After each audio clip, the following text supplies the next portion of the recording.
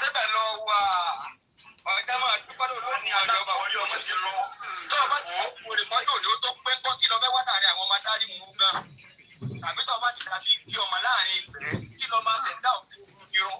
Ọjà máa dúpẹ́ lọ́wọ́ alágbẹ̀bí àyànmọ́ ọba tó fi ọ́ dára tó dùn. Ọmọ Adéyẹmọ ò ìwọ náà kọ́ Olódùmarè ọba ní kí ọlá lùdẹ. Sunday o.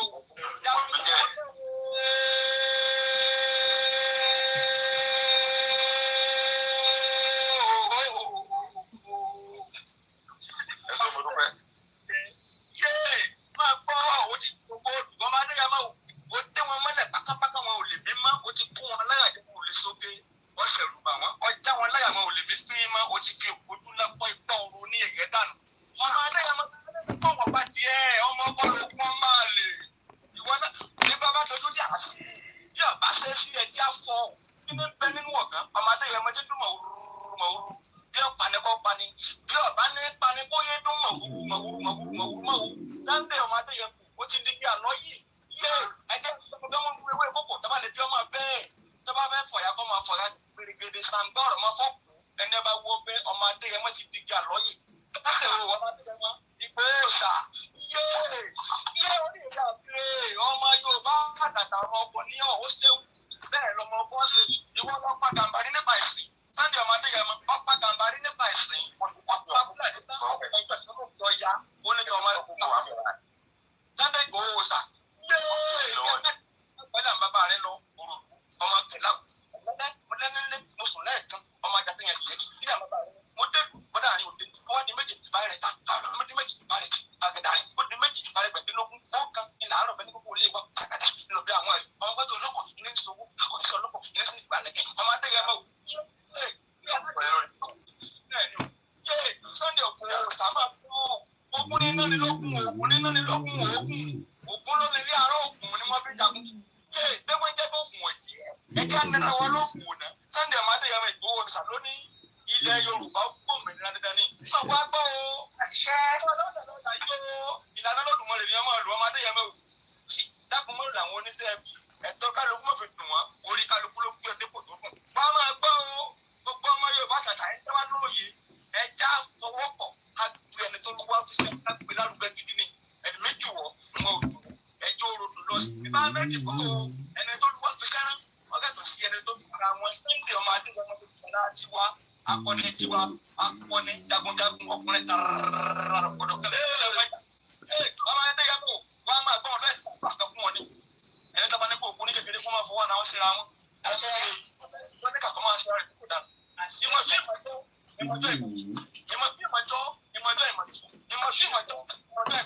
ayọ́jẹ́ pọ̀ ní kúlọ́wọ́ ọmọ gbá kékeré tó kékeré ìdáhọ̀ ilé ọmọ gbẹ̀yà gbẹ̀dẹ́ kò sí pàtàkì òní kúrò òdòkó tẹ̀ máa gbọ́ àwọn bàbá rẹ tó ti wà níbùgbé ìdájọ́ wọn máa fọwọ́ tì ọ́ gẹ́gẹ́ ni àwọn alágbá jagun tí wọ́n ti jagun ṣáájú ilẹ̀ Yorùbá wọn máa fi ọ́ tì ọ́ gẹ́gẹ́ ni Oòduà Ọlọ́fin Ọbàtálá Báṣọ̀run Àjàká Àjàngẹ̀tìẹ̀lẹ̀ ẹ̀fọ́fọ̀fẹ́ lánàfọ́kúnlá òun lẹ̀ lẹ́rù ọmọdé kò ní sábà agorílá agorí gbogbo alùpùpù àbá òkèdè gbé ẹgbẹ́ gbúrò lè jẹ́ sàgbó.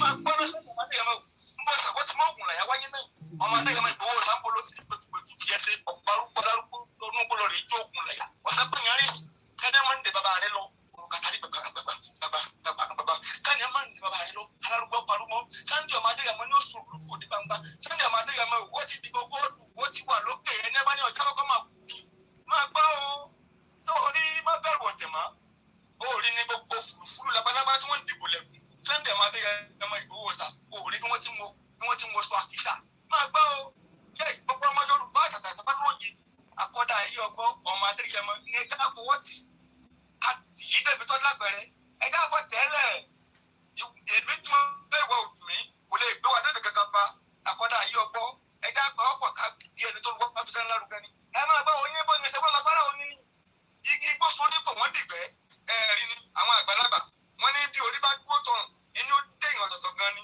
Sunday ọmọ Adéyẹmọ yé máa bá ọjọ́ òní ọjọ́ burúkú tó lágbẹ̀rẹ̀ ni ṣùgbọ́n àwọn tí wọ́n ṣe rúrú ẹ̀ wọn ò lè mú jẹ́ ẹ̀ má ṣe pé ṣùgbọ́n nu rẹ̀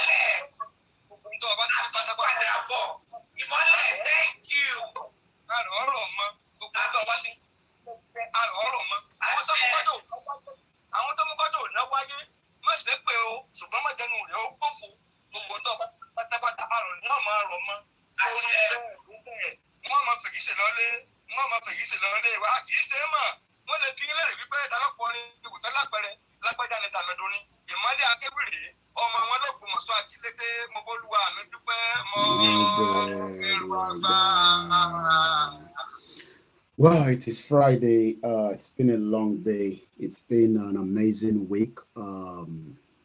You know, the history of the Yoruba people will be remembered for a very long time. Let me first say shout out to you, my sister Eunice Kale, all the way in the other side of the globe. Eunice Uchechi is a Biafra that also does not believe in Nigeria, just like I'm a Yoruba man that doesn't believe in Nigeria as well. We are continuing to shout and shout and shout, and I was having a dinner that my wife prepared for me and my Olori Ebi Walata. Walata just left my house literally about just some few hours ago, and I'm sure he's already back in his house, which is not too far from Heathrow Airport, a long distance. And we were watching my brother in Scotland, Mayegun General, as a fantastic program as usual, with so many callers and so many people watching as well. I saw Just Reason. I was also watching Ashake TV, a very beautiful sister. I did watch a bit of Yedara. I watched Happy Birthday to our Moremi, Lady K. I could see her with her dancing steps. I was watching Masbe in the morning. I was watching Alaja Eleha. She was fantastic, you know, with a lot of discussion on the platform. I did watch a snip of Omoluka. I watched a bit of Arole 1010. I watched a bit of Yoruba Wuyi, and I also did a lot of international news. So it's been a lot to catch up with, especially the question then is, you know, myself and Walata, when we're having this, you know, roundtable discussion while we were having the dinner, is what is the solution, you know, to all these problems? Kini solution. I mean, we can talk and talk. You know, I was watching Showore and Aisha Yusuf. Maybe most of you don't remember that man, that anchor. I'll remind you, he has made his own money out of the government. He's gone back to broadcasting as a journalist. That is Akonde, Laolu Akonde, the one where they work for the Olori Buruku Yemi Osibajo. Is the one did the anchor of Showore and Aisha Yusuf. Maybe some Nigerians don't even remember him anymore. He has made his own money. He's gone back into his field, and they will now be talking about, you know, what is this? I mean, imagine somebody that was part of the government for 8 years is now asking Showore and Aisha Yusuf, you know, what is the solution? My wife already told me, I know it's Friday. I know you want to do your program, but as usual, still remember that, you know, it is already late. Shout out to my beautiful mom. And let me say shout out to Professor Adebanji Akitoye. Shout out to Oloye Omadeyemo Igbowosha Timo Shifilafun. Yes, that is another king. To a king of my Shifilafun. Anytime we mention Igbowo, Yakama Shifilafun, but yes, Igbowosha. Osha. I told you. You have my 100% loyalty back in, day out. I did not see Jesus Christ. I did not see Muhammad. I did not see a lot of gods, but I was able to see Igbowosha. A very, very powerful young man. Tonight, I'm just going to start asking the question again. Kini solution. I mean, some of you sit down there and you can only, you know, want to do the paperwork, question. Some of you just want to watch us and say, Kilo to face so, Lori Buruku bomb bastard. You know, when I put on my uniform camouflage like this, that means sometimes it could be very hot. Because some Nigerians are crazy. You can see the trajectory of that shithole country that is already sunk. But yet, everybody is now asking, what is the solution? Bola Tinubu is not the cause of the problem of Nigeria. Yes, it's not the cause of the problem. It's just that he's deaf. He's a deaf man.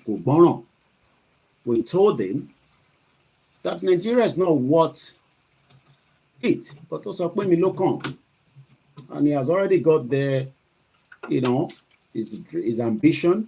MK Abiola was not able to get there, but he will enjoy it, just like the dead Buhari was there for 8 years. So some of you will just continue to lament about Bola Tinubu. If dollar likes, let it go to $6,000 to £1 or 6,000 naira to $1. I don't give a toss.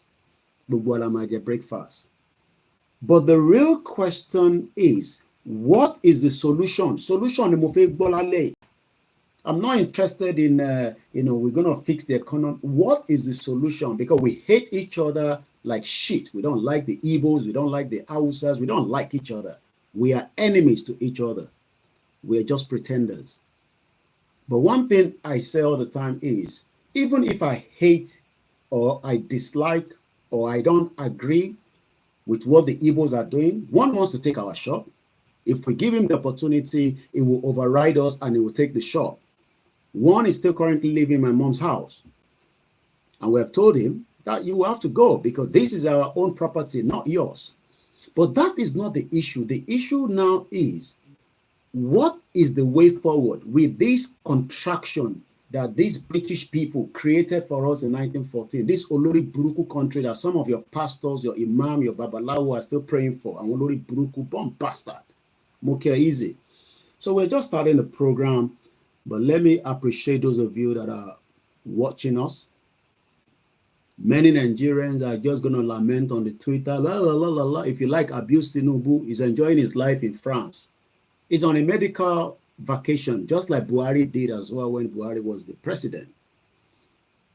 We will continue to pray for Tinubu. He will not die, because if he dies, we are going to be in another problem. We will have to deal with Chetima. I would rather still want to deal with Tinubu, because at least I know he's a Yoruba man. If I curse him, just say, I'm on Yoruba, he'll probably abuse me as well. But we will drag him and we will negotiate with him. So, two topics we're going to look into tonight. From the reason why we just put headline, it doesn't matter, Kill headline that be Marco. So sometimes I just sit down, kill the headline that we call Moria Mole Yoruba. We just literally, safety domain. Thank you so much. We just write those headlines so that you're a princess. You slept very early. What happened? I drank your twist. I'll get you another one. I didn't know you were going to wake up. I thought you were already in bed. I'm so sorry. But I promise you one tomorrow. Or you want me to go and get one for you now? You sure? Yeah, that's my princess. The princess of the house. I don't even know where to start. But there's a lot to discuss. Shout out to every one of you. Share the broadcast. I've not asked for money yet. But me too. This is where we do our own night vigil. Do you still have a military? Do we still have Nigerian military? I'm asking that question in the write-up. Do we still have military? The ones that we knew when we were growing up, the Nigerian military that will be able to protect us against bad people, even went outside Nigeria to defend Nigeria, in some of the war, especially the Liberia. If I can't remember anyone, I remember Liberia and Sierra Leone. Or what we now have are now terrorists in uniform. An intelligence came to me yesterday, and I'm throwing this out from Bubua. I've not started the program. This is just the preamble. But if I get tired along the line, I'll just switch off, I go back and sleep. But I think I'm still okay. Shout out to my backup team that are ready listening. They'll be putting my donation portal. Help us, I beg. With that one, I know go do shako. You help us put, contribution. Because many of you that are watching us, if you put $1 one pound every week, we will have enough money to work with. But what everybody wants is, No, I don't want you to miss me. I want you to put money in this media so that we can be able to move very fast. Because what we are dealing with right now, we need to move faster than what we started 3 years ago. So this is not the time that we joke with media that are ready to work. So if I have 500 people watch the program, we should be able to get 500 pounds, $500. But what we are saying is that we are not seeing the money, but you just want to come and watch us, and then you comment, and then you go, and then you don't even share, you don't even like, and you are waiting for BBC, you are waiting for CNN. Oh, maybe when the breaking news, the B-14, and I hope I got that right, as I speak to us tonight, by morning, we might be hearing some bomb being thrown into Iraq and Syria by the United States of America because their B-40 has already left. Okay, let me read quickly. Let me give you the update as it is right now. How many people know the B-1 bombers? Aircraft here. There's an aircraft called the B-1 bombers. I told you there's a war coming closer. The B-1 bomber, that one no be shere. It has already left its base. We have been tracking it since morning. The B-1 bomber is one of the monstrous, powerful US bomber. When that plane leave its base, forget it. Something go lano. But I guess America will not throw the bomb into Iran, because if they do, there will be an automatic war straight away by tomorrow morning. But what they will do is they will attack certain places between Iraq and Syria. So let me keep us up to date quickly from the news that has filtered through Router, through CNN, Sky News, and also coming from Koikimedia. Because some of you within Nigeria say, Koiki, my gbogun wa o, olori buruku, my gbogun, shepe fún mi, ogun ti wa already. Okay? Because some of you are idiots, gullibles. Let us bring down Nigeria so that we don't get caught up with so many things. Because if the World War III starts, I am already stuck in this country. This country will be attacked, just like America will be attacked. Nobody's going to be safe, but we might still be safe in Africa. So let me keep up to date quickly in terms of the B-1 bomber. Whenever that flight leaves its base, something is going to happen between now and in the morning. So let me keep us up to date first on that before we move straight into our own program. So I'm just going to type in US. And as I speak to us right now, I can tell us the US, and I'm going to be reading from different Twitter, some that hate America and some that is with America. So we have different people around the world that are for and against. So let's start with the Syrian girl. The US is bombing and occupying my country, #Syria. We Syrians want US to get out. Just go home. No need to die for Israel. Attacks on the US base are not going to stop. These ones, they know. Look, these ones are ready to die. Me and you, we're not ready to die because we are just a failure. But this generation, we will not die, but we will make sure that we do everything possibly best to bring down Nigeria, even if it's going to cost you pain. We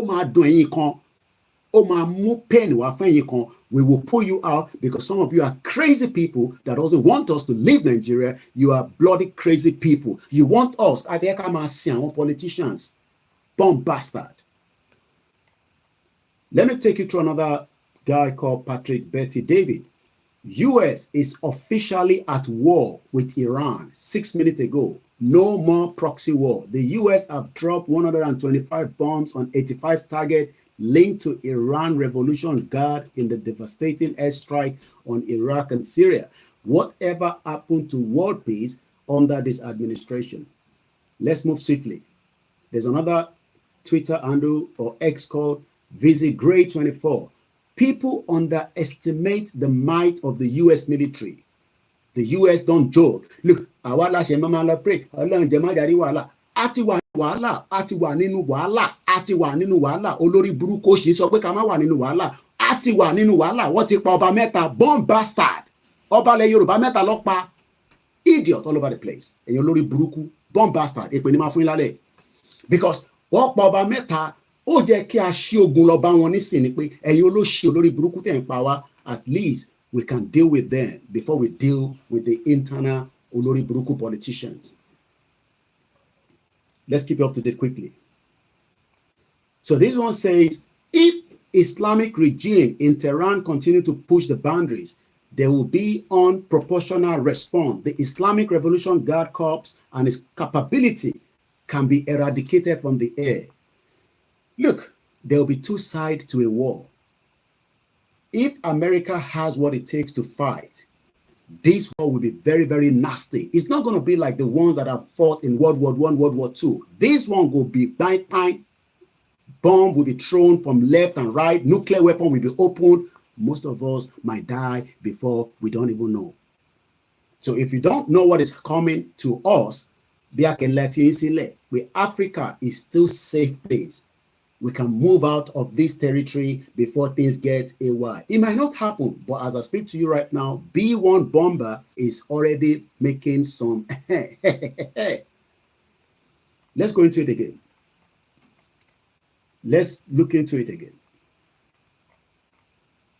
According to the Cradle, the U.S. bomber in Syria in the retaliatory strike against Iraq resistant attack on its base. Remember that 3 American soldiers died. 34 of them were injured.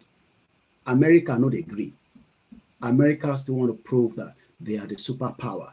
But the world is saying that you're no longer the superpower. Russia is dealing with Ukraine. They've just released more billions of dollars for Ukraine by the European Union. North Korea will side Iran. North Korea will side China. China has already put 200 ships close to Taiwan. The world is moving. Oh shake. And you want to play already. Let me just pause there for a while. We never start the program. I should say one more for me. Because we sacrifice to this is what Iba Gani Adam should be doing. But what I'm reading in Iba Gani Adam is still giving statement to the Aoba. We don't need to get any statement from any king right now. We need to be out there in the forest and push these bastard Fulani terrorists away from our territory, and then we can come back and deal with the politician. If not, more people will die, more people will not survive it. With these young Fulani that have been released since Tinubu came to power, they've now told them, start the unleash. Tinubu care less because Tinubu will be protected, you will not be protected. So by saying that we love him, we will be with him, we will give him all the support, everything he wants, morally, financially, spiritually. About Oloye this month, like I said, he will make the final decision himself. We are coming for the burial, and that's all I'm going to say for now. But like I said, all your messages have been delivered to Oloye. He will make the final decision. I will not be the one to make that decision on that as that it stands right now. So ẹ jẹ́ ká lọ báyìí, ká tún lọ sí Ìgbòho, ká lọ kí Olóyè ọmọ Adéyẹmọ. Mo kí gbogbo ẹ̀yin aráàlú Ìgbòho, ẹ kú palẹ̀mọ́, à ń bọ̀ fún àríyá. Gbogbo ẹni tó wọ ara aṣọ, aṣọ ṣì wà o, wàá kọ́ lọ rà direct nísìn because a ti kúrò lórí àrò aṣọ nísìn, àwa ti bọ́ sórí mídíà wa nídìí owó, a nídìí iṣẹ́ tá a máa lọ ṣe níbẹ̀. Iṣẹ́ tí wọn náà fi lọ ṣe lọ́hùn òní kò prepare fún. Mo kí àwọn Àgbẹ̀kọ̀yà, mo kí OPC, mo kí Àmọ̀tẹ́kùn, mo kí Gọ́vnà Ṣèyí Mákindé, ẹ kú palẹ̀mọ́ àwọn àlejò tó fi wọnú Ìgbòho nínú oṣù yìí lágbára Elédùmarè, lágbára Jésù Kristi. Inshallah kò sí kankan tó lè yẹ oṣù tá a wà yìí, nítorí pé oṣù tá a wà yìí, oṣù tí a máa gbéyà yẹn tó máa ṣe kí ni, tá a máa sọ pé ilé ló lọ tààràrà, ilé ló lọ, ilé gbóhùn sókè ọmọ Ìgbòho mọ́ bọ̀. ọmọ Ìbàràpá lápapọ̀ ẹ̀jẹ̀ àdúpẹ́ lọ́wọ́ àti ọmọ Yorùbá lápapọ̀ tìlé tó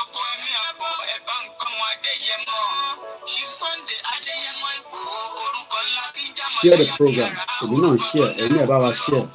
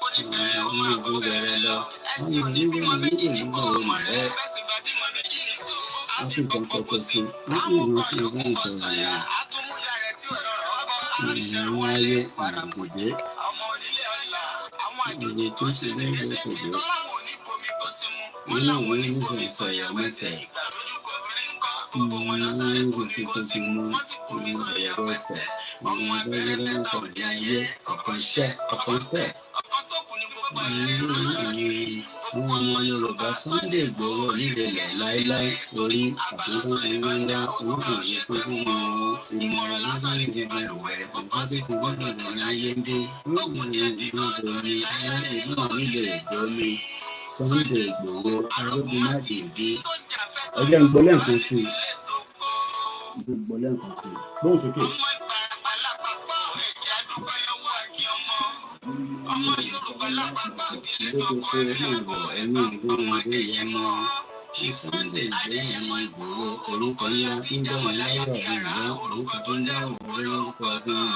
Ọmọ Yorùbá ẹ má sùn torí pé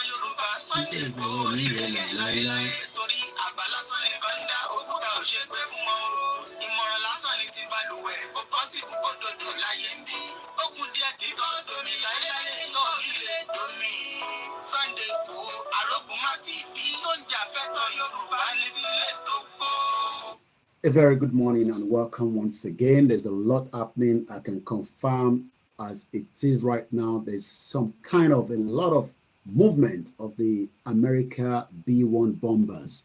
What is the B-1 bombers? Is currently attacking Iraq and Syria. There's a lot of report coming right now. That means as we speak right now, we are currently at war. America is at war with the terrorists and those that are backing Iran back from the attack of the American base last week. America is currently operating from their base. They have multiple bases around the world, but I can confirm that they are operating from Qatar and Saudi Arabia. So right now, there's a lot of pressure, and that is why I've dressed in this camouflage, so that you can know that this is not a joke, okay? So there's a lot of things happening around the world. I don't mix word. Amaja, whether we like it or not. How it's going to happen, it will all depend on how Nigerians are going to react as at the time when things start hitting them very hard. The solution is what we need. We cannot continue to talk. We can't turn on to talk show. It's good to educate many of you. We've done that on this platform. We're still doing it. Many platforms are doing the same thing. But the question is, what is going to be the end result? Key the final result of all this talking. It is still going to be, we will not allow that ship to rise. I'm a sinking. I'm sinking. Because bomb bastard ni doing it. Mo kí gbogbo ẹ̀yin olólùwà tí ẹ ti darapọ̀ mọ́ wa káàkiri ẹ jẹ́ ká lọ báyìí mò ń bọ̀. Orílẹ̀-èdè kàgbéga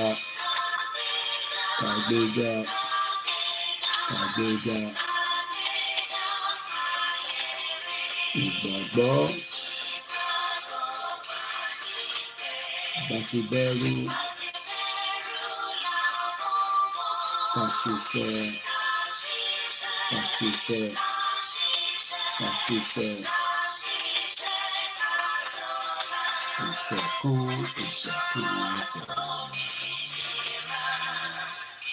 ìfẹ̀jẹ̀ ká máa lépa tẹ̀síwájú fọ̀pọ̀ ire àtòhun tó dára ọmọ Oòduà dìde bọ́ sí ipò ẹ̀tọ́ rẹ.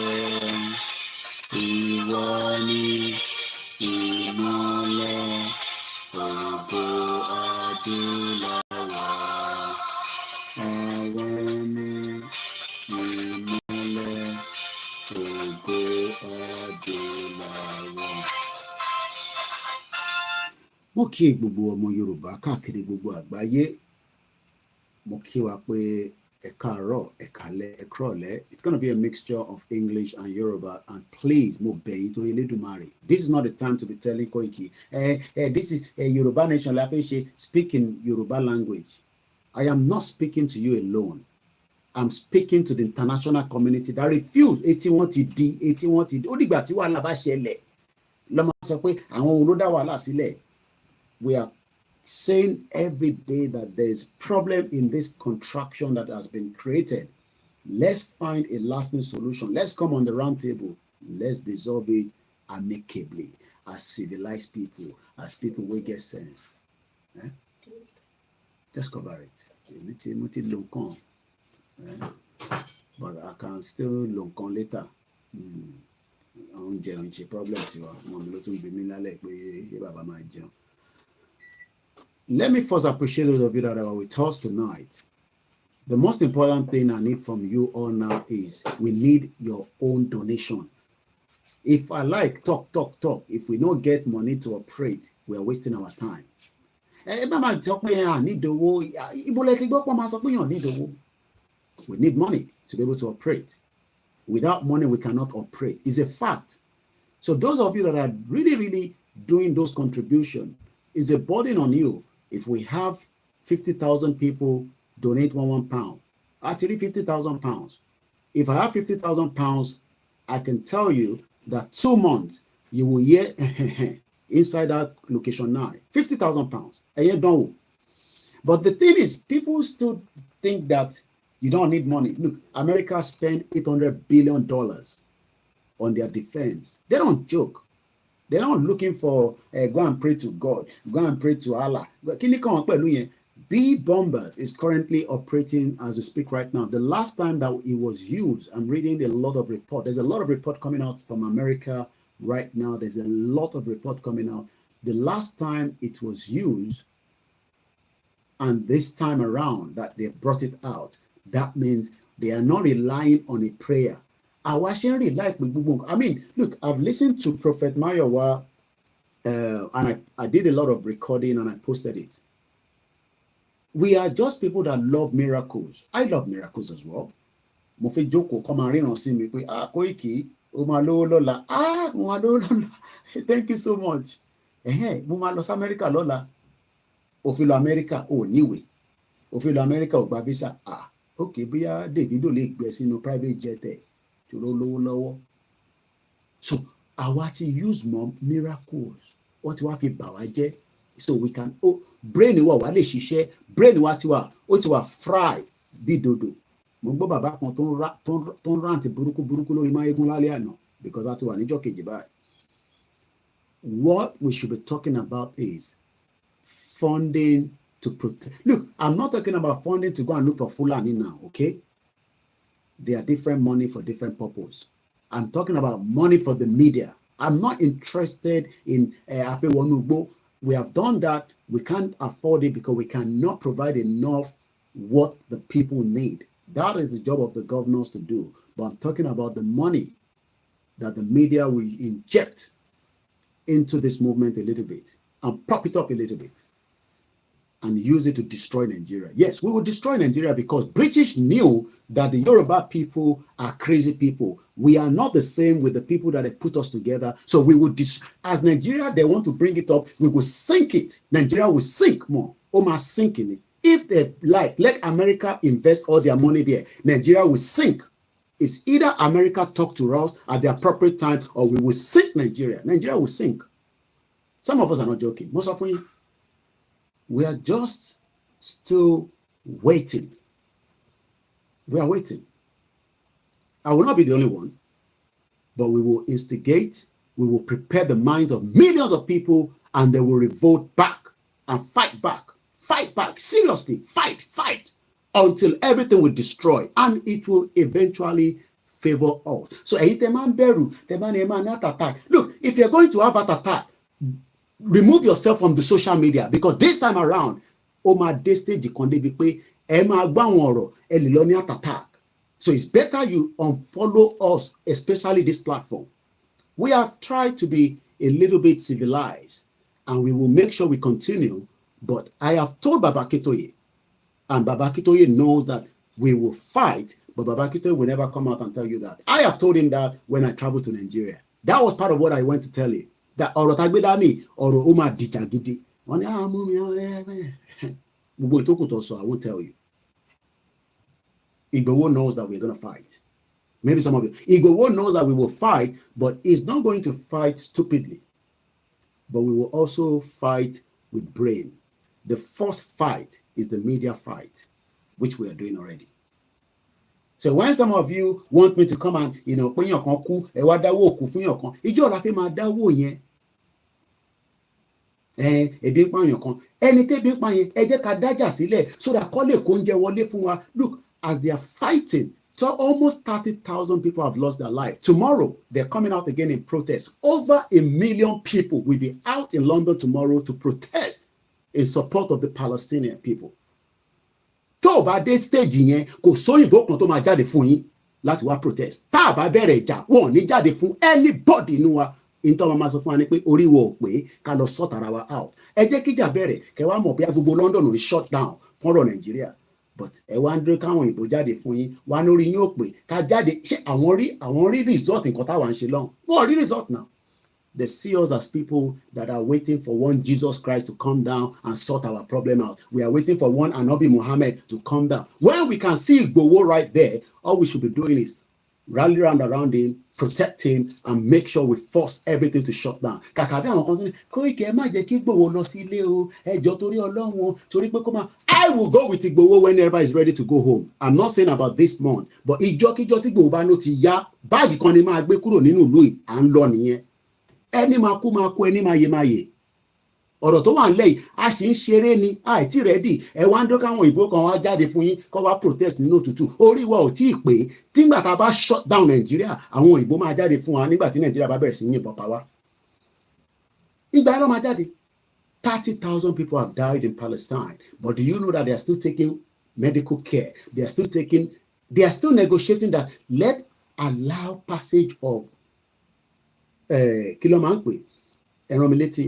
truck of food. Ẹ̀yin tẹ́ bí pa Nàìjíríà, ẹ jẹ́ á bẹ̀rẹ̀ ogun so that tá bá ti bẹ̀rẹ̀ ogun, wá lè wá deliver oúnjẹ fáwa náà. Ẹ̀yin wèrè. We shut down everything. Nàìjíríà máa attack wa, but a máa ṣiṣẹ́ fún Nàìjíríà pé Nàìjíríà ò ní gbérí mọ́. That should be what should be the solution. Gbogbo tó bá mú kí Nàìjíríà kó gbérí, we will say kò ní gbérí mọ́ because some people are trying to keep Nigeria together. I don't have to mention countries because everybody knows those countries. Their own job is to keep Nigeria together. Our own job is to sink Nigeria until they tell us we will break this country and everybody go their separate ways. If that is not happening, it's ready. I saw OLAKUNLE, olórí burúkú ọmọ Yorùbá, bomb bastard. Òun náà ti wá lọ jókòó sórí channels, ó wá wọ suit, ó ṣerun báyìí, ó wá gbé máìkì síwájú, ó wá interview. Ó yẹ kí Sowore là nǹkan ọmọ lórí ni nínú studio ń bẹ, ó yẹ kó jà kúrò ní studio yẹn ni, because OLAKUNLE was part of the people that were running the government with olórí burúkú shortman devil Ọ̀ṣínbàjò for 8 years. He was the one that was writing Ọ̀ṣínbàjò script every day. He's now asking Sowore, what is the way forward in this country? You can see that these are the crazy people we are dealing with. Oh no, I was suit. Or I be Mike Siwaju. Oh, I'm be Sowore àti Aisha Yusuf. What is the way out? Sowore sọ pé revolution. Momenti Aisha Yusuf sọ. I don't have to listen to Sowore. Sowore already sent me the video. Gbogbo tí Sowore máa sọ níbẹ̀ ni pé we shut down Nigeria and we restart everything. Fẹ́ jẹ́ ká restart Nigeria, yóò lò ṣó lórí burúkú èèyàn máa lè. Èèyàn máa lè. Fẹ́ jẹ́ ká restart Nigeria. Máa bọ̀ ní London, àjọ máa san bíìlì ni. Ṣẹ́rẹ́ ìtẹ̀sẹ̀ fẹ́ dé yẹn, jẹ́ mo yóò yà. Wọ́n fẹ́ mi ní right láti gba benefit nílùú yìí, okay? And I'm happy with that. But èmi ò ní wà lock sí one skill work kan, owó COS nìkan ni máa máa ṣe. If I like, in a year, if I don't want to work in this country, government ìlú yóò lè force mi kí n lọ ṣiṣẹ́. Ìwọ tó ṣẹ̀ dé, wàá ṣiṣẹ́ mi àfẹ́ bọ́. Ìgbẹ́ á máa gbọ̀n ẹ́ níbi tó ti ń ṣiṣẹ́, wàá jẹ́ kí ìgbẹ́ yẹn kó sá padà sókè. Ṣiṣẹ́ bí kúrú. Iṣẹ́ táwọn ìyá tàwa ti ṣe for more than years kí mi tó dé, iṣẹ́ yẹn lẹ́yìn iṣẹ́ fẹ́ wá bẹ̀rẹ̀. Àwa ń sọ fún gbogbo wa pé jẹ́ kí gbogbo wa ká di Voltron, ká di odindi báyìí, ká fọ́ Nàìjíríà mọ́lẹ̀ lẹ́ẹ̀kan. Tó bá fẹ́ dogun kó dogun, tó bá fẹ́ dìjà kó dìjà, ká fọ́ mọ́lẹ̀. Ìgbà yẹn la máa rí assistant. Ẹni náà Koiki, eléyìí tẹ́ ń gbé wáyé ti pọ̀ ju wá lọ, máa ká ṣe bẹ́ẹ̀ o, jẹ́ ká máa tẹ̀ díẹ̀díẹ̀ o. Àwa ń gbọ́ billions. Àwọn owó mi wàá máa gbọ́ bá orí á máa fọ́ ẹ. Wàá máa gbọ́ owó mi báyìí, orí yẹn máa, ìyàwó mi máa ń kà láti ṣàlàyé fún ìyàwó mi pé owó tó ń sọ yìí is a staggering amount of money. These bastards have taken so much wealth out of Nigeria. They've pulled it out. Àwa wá ń ṣe ẹ̀yin wá ń talé, ìmọ̀ àti wà látà wá ń sọ̀rọ̀ lálẹ́ àná.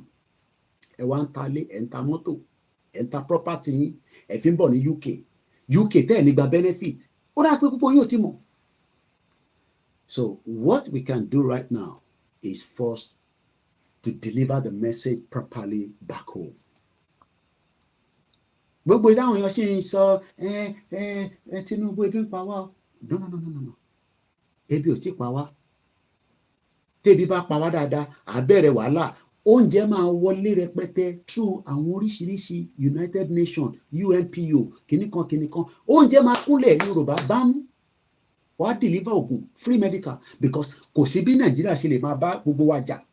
They will always stay to Nigeria. Remember, even Israel, as they bomb Palestine, Israel still allow free passage for medical equipment, food, petrol, water.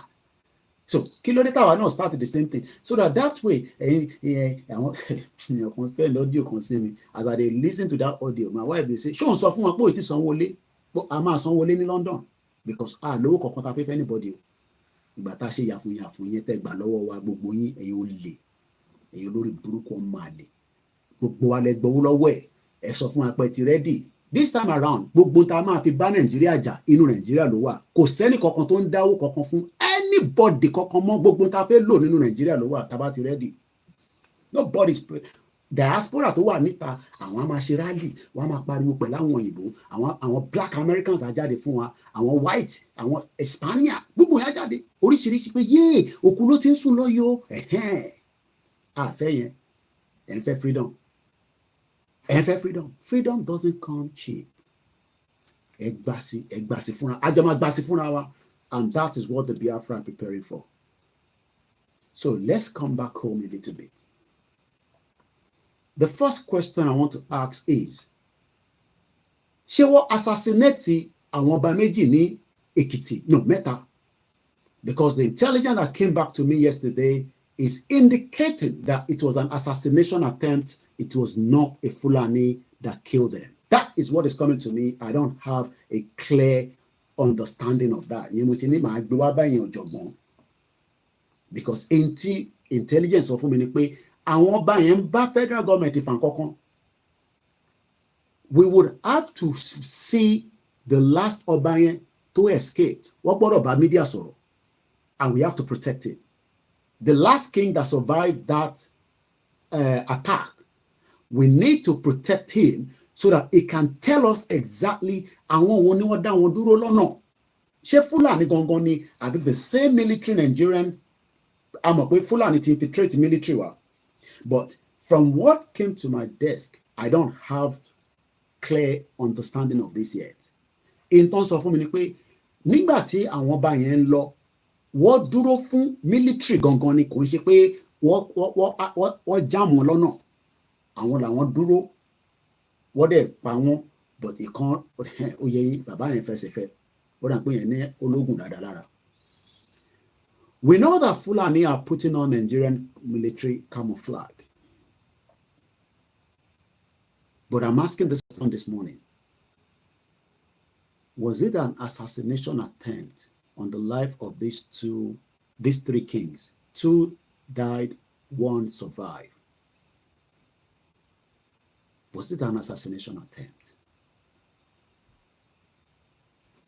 I'm asking the question. Kidding what stand the phone and what buy? Was it that somebody knew that they were going to drive past that area and they were waiting for them to take them out? This has happened so many times. From the military that they ambush. Into their lead you in life, when you are, and I'll give you this example. When I went to Nigeria and myself and Chief went to Igogon, the worry of many Yoruba people or many Nigerians was that we were going to be ambushed. But one ní èmi ọ̀ràn pé mi mọ̀wé pa wọ́n ní gbogbo ọmọ tí àkàrà bá kó sínú kinní kan àkópadà wá òun lọ̀rọ̀ lóye. I was in that vehicle with Chief and some other people that led all the vehicles. So Tobatema ambushwa, that means myself and Chief will be first person to be taken out. But Omo Yoruba lawa, gbogbo koda gon la ma sọ lórí social media. But I'm asking the question, ṣé wọ́n ambush àwọn ọba yẹn ni? Or it was just a coincidence that they were passing by and the Fulani terrorists stopped them, shoot into them, kill them, one escaped. I want us to put that question, the answer for those of us. We have to look into things from different angles. We know that already that, I'm not saying that Fulani is not involved, but what I'm saying is that, was this a deliberate attack? Because if somebody knows that you are going to pass this route, and you are definitely going to pass that route, you are going to pass that route, we know that if they've done the necessary things, ọ̀nà tá a fẹ́ gbà yẹn ò ní dà màá gba rúùtù mi ẹni tó bá jẹ́ akọni ọkùnrin dáadáa tó bá gbàbì kan kọjá ò ní gbàbọ̀ mí kọjá ń lọ mọ́. I do that all the time. Tí bá gbàbì kan lọ nísìn mo ní gba the same place yẹn tí nǹkan tára bá sọ̀rọ̀ fún mi. But ara ò sọ̀rọ̀ fáwọn kára sọ̀rọ̀ fún wọn kọ́kọ́ wò pé, because we don't know.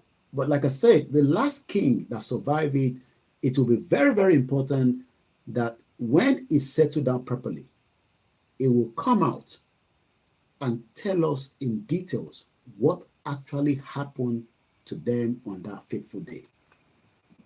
It will be the only person that can give us a better clarity a better understanding.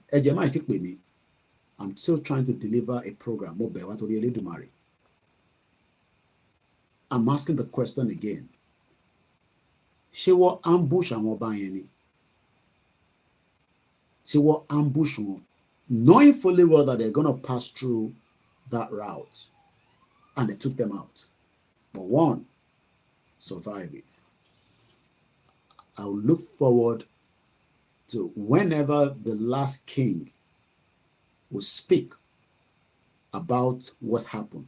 Àfi tó bá jẹ́ pé they refused to talk about it. So that was what came to my desk yesterday. So I'll just leave it like that. But I thought I'd share that pẹ̀lú gbogbo ọmọ Yorùbá. Pé ṣé wọ́n ambush wọn ni? Àbí it was just a coincidence that Fúlàní gbabẹ̀ kọjá, àwọn náà gbabẹ̀ kọjá nígbà tí Fúlàní ṣeré tó ń da màálù wọn tí àrí màálù wọn tó ń dà AK-47 lọ fi ń dà. Because these are not bandits. These are full-blown military camouflage and they are terrorists. Let's leave that like that. Let's come back to our leader, the only able leader of our era. We have a lot of Yoruba leaders and we love them, we respect them. We might not agree with them. Mutibu Baba Bodejo Ilana, I care less. He's one of the Yoruba leaders. But they are still telling us we should keep this PDP as a political party when they are already dying in their old age, because at 78 is the grace of God, Loku. But our ọ̀dọ́ nísìn tá à ń sọ pé ẹ̀yin bàbá ìtọ́ bí ní 1945 bá wa fix Nàìjíríà, fún wa ní restructure, fún wa ní regional, ààrẹ autonomy, intercon ṣe ni pé ẹ̀kọ́ ń fi wá jẹun, ìyẹn la ṣe ń ṣépè fún wọn. Àwọn kan ní Koiki kò dẹ̀ rí bẹ́ẹ̀, àwa Afẹ́nifẹ́re à ń bá gọ́ọ̀mẹ̀ntì fa wàhálà, and we can't blame them too much. Baba Adébánjọ spend èmi ò tí fèmí sínú prison rí nísìnyí bàbá ti bẹ̀rẹ̀ jà yìí. Àwọn kan ti wà ní prison, àwọn kan lucky, àwa kan because gbogbo ilẹ̀ mọ̀ pé tó bá bá mi nínú ilé ní July 1st yẹn, I will have been killed. There's no doubt about it, because they will take me out automatically, because wọ́n mọ̀ pé voice mi pẹ̀lú Tolóyè òun ló ń lọ lọ́nkàn yẹn. Gbogbo ìtàn mú Lady K lọ tí mo bá dúpẹ́ lé ní pé ó ń ṣọjọ́ bí ẹ̀, I would have been killed straight away. And I don't even know what would have happened, but I don't want to think about that. But ìwé mi máa sọ àwọn kankan fún yín nígbà tá àsìkò bá tó lọ́jọ́ iwájú. I won't say more than that for now. Because tó bá yẹ pé ọba wa nínú ilé tèmi wà nínú ilé yẹn, ọjọ́ iwájú lẹ máa ka nǹkan tí likelihood or likely nǹkan tó lè ṣẹlẹ̀ nínú ilé yẹn níjọ́ yẹn. But we will leave that for the day you will read that in the book. But what I'm trying to say is that as we are now asking the question, kí ni solution to all these problems? I met Baba Adébánjọ, a very key Yoruba leader. Unfortunately, àráyè rí Baba Fáṣọ̀rántì. But I know what Baba Adébánjọ said to me. And like I said, àwọn bàbá yẹn náà ti struggle. And what they fìyà jẹ wọ́n, especially àwọn Yorùbá tó gbà bọ̀dẹ̀ fáwọn náà. But the question is, and I remember some of the things I asked the late ẹ̀gbọ́n mi tó kú, Yínká Odùmákin. There's some few things I asked him, and it was very clear to me that we can blame them, but also we cannot blame Afẹ́nifẹ́re too much. Afẹ́nifẹ́re knew what they wanted and what they were fighting for as at the time, nígbà tó ń jà, pé àwọn fẹ́ restructure Nigeria. But ṣẹ́rí gbogbo àwọn tó jẹ́ major obstacle wa, òun làwọn olóṣèlú wa. There are not a lot of them. And they know that this time around, we are the most ọmọlúàbí of this generation, because àwọn terrorize àwọn èèyàn tiwa for them to be able to get to where they are by using people to threatening the lives of many of our people. And we know that. I don't have to mention the names of people because we are not fighting each other right now. I don't have any problem with anybody to ban share politics to jẹ́ pé àwọn owó oríta làwọn jẹ. But ṣé mọ̀ pé in táwọn ṣe nísìn, àwọn ò lo the same force táwọn olóṣèlú lò against àwọn èèyàn wa. Tó bá jẹ́ pé àwọn náà lo the same force nígbà tá ti bẹ̀rẹ̀ Yorùbá nation, wo a máa ṣàbọ́dì lójoojúmọ́ lójú títì because a máa para wa lójoojúmọ́ ni kò sọ́gbọ́n ẹ̀.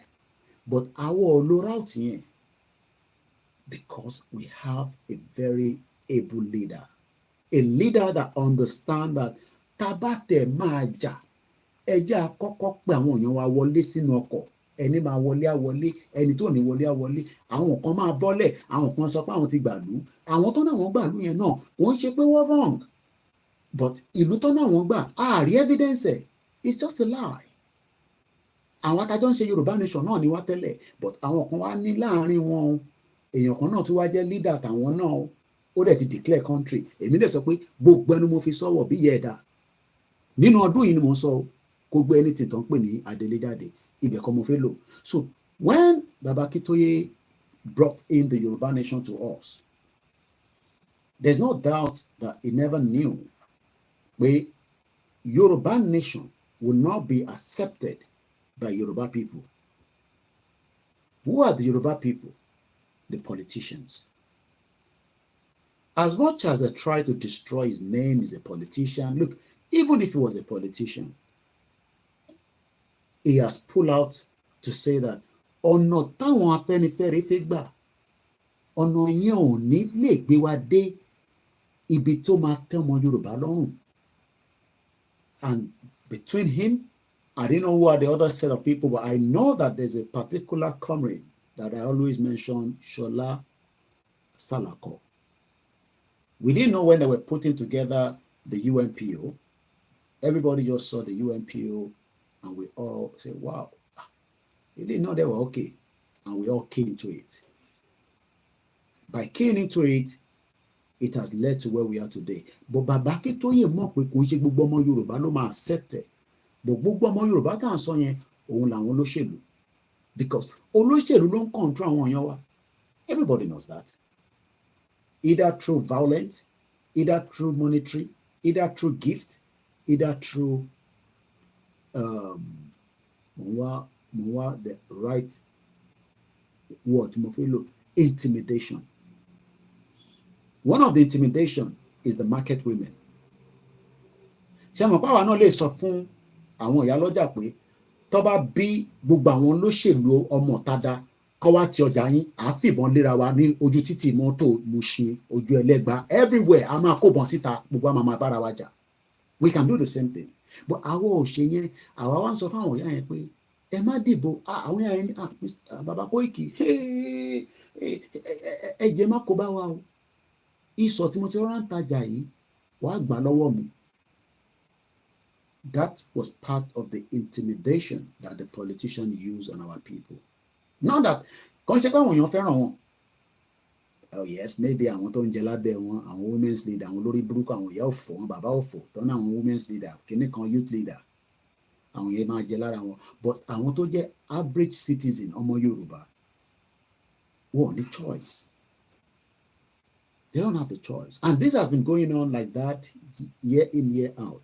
Nígbà tọ́rọ̀ Yorùbá nation wá dé, we are now having two divided Yoruba people. We have some Yoruba that say, Afe kúrò ní Nigeria.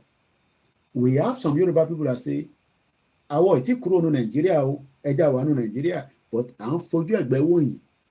Ṣọmọ Yorùbá lẹ́yìn náà, kí lẹ̀ ń sọ bẹ́ẹ̀ yẹn? Ìgbòho, ọmọ ta ni tọ́ọ̀gì ni ó ti bá PDP ṣiṣẹ́. Ta ló wà tó wà bẹ́ẹ̀? Baba Akintoye, bàbá yẹn ti ṣiṣẹ́ pé wọ́n wá ń fi ojú ẹ̀gbẹ́ wò wá. Àwọn kan wá tó ń fojú ẹ̀gbẹ́ wá pé àwọn dẹ̀ ní interest nǹkan tó ń ṣe yẹn, but ọ̀nà wo lẹ fẹ́ gbà lẹ fẹ́ fi gbà. Àwọn kan ní ẹ kọ́kọ́ lọ bá àwọn ọba sọ̀rọ̀. That was what they were telling us at the beginning. Àwọn kan ní ẹ lè gba Yorùbá nation yẹn táwọn ọba fi ọwọ́ sí. Monókè. mo tún wá review nísìn padà pé ṣáwọn ọba tí Mákindé ẹ mọ̀ pé Mákindé ti yọba kan Mákindé ti yọba kan ó ná ọba yẹn bí wọ́n ń talẹ̀ ni o bí wọ́n ń ṣe kinní kan illegal mining even if tọba bá ń ṣe bẹ́ẹ̀ tó bá jẹ́ pé bó ṣe wá ní ayé bó ṣe wà tẹ́lẹ̀ ṣọ́bí bàbá Mákindé dá kó náà yọba kan láti inú palace ọba lọ́ọ́ ti máa rán kan sí Mákindé ìsídà kó survive ẹ̀ tóun náà bá já lágbára tó nìkan lára ọ̀kó bàbẹ̀ lọ bẹ́ẹ̀ ni mo sọ fún yín tó bá jẹ́ pé àwọn ọba tó jẹ́ pé ọba tó dúró dáadáa bí Mákindé ṣe fẹ́ yọ ọba yẹn ó jẹ́ kí ọba yẹn ṣí kankan kó lọ bá Mákindé kán rán kankan sí pé kò ní dáa fún níbi tó wà but àwa realize pé òfútù fẹ́ tẹ̀ làwọn ọba yẹn náà kò wá ń ṣe gbogbo wọn o tó bá lọ sọ pé ọba onífútù fẹ́ tẹ̀ ni wọ́n tó bá lọ forí kò mí inú wọn ṣé ẹ mọ̀ pé gbogbo àwọn ọba táwọn gbà sí fún nígbà yẹn àwọn náà ń ṣígbà bọ̀bọ̀ ṣe ń ṣígbà yẹn ló ń sọ fún wọn pé tó bá dán wò pẹ̀lú àwọn ọmọ yìí ẹ̀dọ̀ tán bẹ́ẹ̀ ni mo sọ fún yín wọ́n mọ̀ tó bá dán wò tó bá náwọn rán kankan sírò àwa ó máa padà lọ bá wọn because àwa wà as a neutral people àwa kọ̀ jí láàárọ̀ ọjọ́ kan n tá à ń ṣe agbésílẹ̀ àwa kọ́ ayé wa ẹ̀mí wa gbogbo ta ní àwa kò sínú Yorùbá nation ẹ wá rò pé àwọn alálẹ̀ sùn èmi ò sọ̀rọ̀ Jésù mọ́ nísìnyí mo sọ̀rọ̀ ànábì o àwọn alálẹ̀ ọ̀sùn wọ́n wá ń wọ àwa kọ̀ọ̀kan pé àwọn ilé ló máa lọ kanlẹ̀kùn ló máa nọba lórí but ẹ mọ̀ pé àlè lọ nọba lórí but látòrí mídíà wa wọ́n ń gbọ́ nǹkan tá à ń sọ kó tó di pé wọ́n tún sọ fún wa pé a ní láti bu ọba ẹja fi wọ́n sílẹ̀ but mo sọ pé tó bá jẹ́ pé rọ́là ń pa ẹni káwọn ọba yẹn dífá láàárọ̀ la kọ́kàn fún pé àwa kan tá à ń ṣe Yorùbá nation ṣé taratara la fi ń ṣe ni àbí torí nǹkan tá a fi gẹ̀ẹ́nì níbẹ̀ èèyàn máa lè kò ní da fún bàbá yín ni mo sọ don bastard ìyẹn lọ ṣe lè rán kankan sáwa tó máa ṣiṣẹ́ bìkọ́ tó bá dán wò ọba mi máa ya wèrè kúrò nínú pálásẹ nítorí pé àwọn ọba ló yẹ kó wá fún wa ní àṣẹ mo sọ fún yín pé kò ń sọ pé mo a ṣe mítìn èmi àti olóyè Ìgbòho ẹtúpọ̀ olóyè kẹkàn fáàmì àwa mẹ́ta pẹ̀lú kú bàbá yèyè gbogbo tó sọ fún mi abẹ́ẹ̀kún ló wà so we knew that was how I knew that kò ń ṣe pé gbogbo àwọn ọba yóò follow wa wọ́n dẹ̀ sọ this that oyè yín torí pé gbogbo ọ̀rọ̀ kan lọ ní òun jáde sínú afẹ́fẹ́ ìyá mi tuntun fowó sínú GoFundMe ó dẹ̀ lẹ́ẹ̀kejì òun ló kọ́kọ́ sanwó síbẹ̀ ẹ̀yin náà lè bá wa sanwó sínú ẹ̀ gbogbo ẹ̀ tẹ́ ń ṣe Ọlọ́run àti bọ̀bọ̀ yín láṣìírí. So kí ni mo fẹ́ fààyàn bẹ́ẹ̀ ni pé we now realize that there are some kings that their interest is not for Yoruba nation. Their interest is still political. Ìyẹn la ṣe máa ń pè wọ́n ní àwọn ọba politician because àwọn ìtí rí nǹkan tá à ń gbé dání pé lótìtọ́ ó jẹ́ kí ọmọ Yorùbá pull out kúrò nínú Nàìjíríà. Because by pulling out of Nigeria ó wà lọ́wọ́ àwọn ọba tí bàbá wa Ọ̀jájá the second Ọọ̀ni of Ifẹ̀ tí mo ṣí fìlà forí adé tí bàbá yẹn bá fi ohùn sílẹ̀ ní òru èdè wà láìkàlà ìsúnmọ́bẹ̀ láìláṣíláwà wọ́n bí gọ́vnà náà dá tílẹ̀ bá máa fi mọ́ àṣàwọnú Bẹ̀nẹ̀ tí ọba Ọọ̀ni of Ifẹ̀ Aláké bàbá wa Àwùjalẹ̀ tó bá ṣí ọ̀nà fún wa pé ẹ jáde àwọn ọmọ Yorùbá fi lọ wọ́n bí gọ́vnà náà dá because ẹ jáde tó sọ yẹn àwọn ti fi àṣẹ tẹ̀lé wa military gan á sá ọlọ́pàá gan máa sá because àwọn bá yẹn náwọn ètùtù táwọn náà máa gbé jáde wọ́n náwọn kankan táwọn náà máa ṣe but some of them are willing and they are ready but not every single one of them are ready to do that. So the question now is, where are we in terms of our leader, Professor Adebanji Akintoye? Professor Banji Akintoye is working as a diplomat, is working as a able leader that understand that you will first bring the love of everybody as much as you can. Not everybody will want that love. àwọn tó ń gba Yorùbá nation is because of the love ta ní fún ni pé ẹ sọ pé eléyìí ló pé wa náà kò ṣe pé eléyìí ló pé wa eléyìí gangan ni bá ṣe wà tẹ́lẹ̀, and this is where all the explanation programs this that dundumas gbirigbirimas abẹ̀rẹ̀ sí í ṣe oríṣiríṣi program láti fi dára wa lẹ́kọ̀ọ́. Àwọn kan gbọ́ Yorùbá láàrin wa tó bá sọ bá inú yẹn á máa dùn, àwa kò gbọ́n òyìnbó but program tá à ń sọ ó ń débi tó yẹ kó dé. So all these is to bring the love for every Yoruba people, whether it is Adeyinka grandson that disagree with us, ọmọ Yorùbá ni, whether it is àwọn tó ń ṣe APC, ọmọ Yorùbá ni wọ́n, whether it is PDP, ọmọ Yorùbá ni wọ́n. But the question is, what is the solution to all our problems? Ṣàkó má máa sọ̀rọ̀ nìkan, ọ̀rọ̀ nìkan wọn lè gba Yorùbá nation fún wa. But it is just good to deliver the message. Okay, mo sọ̀rọ̀ nísìn, mo lọ sùn, mo wá dúró, mo wá fọwọ́ lórí, mo wá expect pé nǹkan kan máa ṣẹlẹ̀. Yes, àwọn nǹkan tó lè ṣẹlẹ̀, àwọn nǹkan míì máa ṣẹlẹ̀ lóòótọ́, but àwa fúnra wa náà máa make effort láti jẹ́ kó ṣẹlẹ̀. It's good to be giving miracles. Látayébáyé nìyẹn. Ifá náà, Ifá máa ń give message ni. Àwọn tó ń ríran náà message lẹ́ ń rí. Kò wá sí ìran tíyàn ń rí àti tí Ifá dá. Ifá máa sọ fún ẹ pé nǹkan báyìí ni wọ́n rí o lójú ọpọ́n o. Nítorí ìwà wa béèrè pé kí ni ọ̀nà tí kinní yóò ṣe ní wáyé? Ìgbà ló máa ní dá ẹ pa adìyẹ, ẹ pa tòlótòló, ẹ tó bá lówó àgbò, pawó àgbò, ó yá ṣe ètùtù. Ìgbà míì ó kàn lè jẹ́ nǹkan kékeré, ó lè ní kó lọ tọ́jú Odùduwà, ó lè ní kó ṣe this, ìyẹn fún àwa tó ní Ifá. Ìyẹn àwa tó ní Kristẹni, tá a bá ríran náà, ṣé dandan ni pọ́ sọ pé ìran yẹn máa wáyé ni? No. There's always also ways around it. You could pray, o lè lo Psalm 24, o lè lo Psalm 19, o lè tàn bẹ́là, o lè ṣe fruit, o lè gbàwẹ̀. Tó bá ti lọ sọ́dọ̀ àwọn Mùsùlùmí, the same thing. Tó bá rí pé ìtarí yìí, àmàrí nǹkan báyìí, èèyàn lè tawaf. Tó bá lówó, kí lẹ rò pé àwọn tó ń lówó ṣe ń lọ ṣe sí Mẹ́kà tó ná tawaf? Àwọn náà fi lọ ṣe cleansing ni. Ìkọ̀ gbogbo wọn ti ṣẹ̀. Irú Tinubu yẹn, ẹ̀ṣẹ̀ tó wà lọ́rùn ẹ̀ kò ṣe kékeré.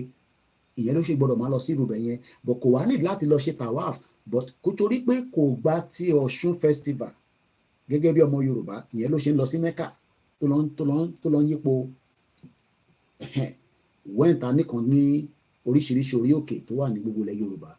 But so what we are saying is that if we are sitting back and say torí pé wọ́n deliver message fún wa, torí pé wọ́n sọ fún wa pé a máa ní ọ̀la tó dáa, gbogbo àwọn tó ń ríran àwọn kan ń rí lóòótọ́, but is there a solution to it? Okay, ìyẹn sọ pé mo rí fídíò tí bàbá kan tọ́nà ṣe, ó dà pa àwọn ọmọ mi sẹ́ndẹ̀ sínú group tó sọ̀rọ̀ nípa Èkìtì. It was a clear, kódà bàbá yẹn ó tún date, ó ní ẹ bá mi date, ó dà pé October 3rd last year ni wọ́n ṣe fídíò yẹn. Ó ní ẹ show fídíò àwọn èèyàn wa kọ́ lè mọ̀ pé bíbá ilá wà. Ó dẹ̀ sọ pé ṣẹlẹ̀ máa ṣẹlẹ̀ lẹ́kìtì. Is there a way we should have been able to prevent it? Kí ni prevention tẹ́ kó wá? Beef up the security, which is equip Àmọ̀tẹ́kùn, ẹ kó ìbọn fún wọn. Ẹ má kó ṣakabùlà lé àwọn tí wọ́n gbé AK-47, àwọn OPC, ẹ equip wọn, àwọn Àgbẹ̀kọ̀yà, ẹ equip wọn. Ṣé mọ̀ pé tó bá yẹ pé àwọn governors wà lẹ́kìtì nígbà tí wọ́n ríran yẹn ní October, if tó bá jẹ́ pé wọ́n kọ̀ kó 1,000 people tó sọ pé ẹ̀yin o 1,000 yìí, how many local government ló wà lẹ́kìtì? 16. Ó dà 1,000 kọ́ divided, kọ́ wá lọ máa train àwọn ọ̀dọ́ ní area yẹn. Àwọn ọ̀dọ́ yẹn ò ní láti gbébọn, tí wọ́n ní pé intelligent gathering. Tẹ́ bá rí nǹkan kan tí kò right, ẹ pè nọ́mbà yìí within 10 seconds, within 10 minutes. Àwọn tí wọ́n ti fún ní ọ̀kadà tó jẹ́ pé tọ́kadà yẹn bá sá eré á débi tó yẹ kó dé because a mọ̀ pé a ní ilẹ̀ a ní títì. So if all these were done prior to the time tí wọ́n ríran yẹn wọ́n nípa àwọn ọba mẹ́tẹ̀ẹ̀ta yẹn is because wọ́n ríran lóòótọ́ but mú prevention n tó máa jẹ́ pé kíní ò ní bọ́ sí. We didn't do it. Lo gbogbo tí Elédùmarè tó fún wa láti prevent it. So eventually we saw Ekiti attack.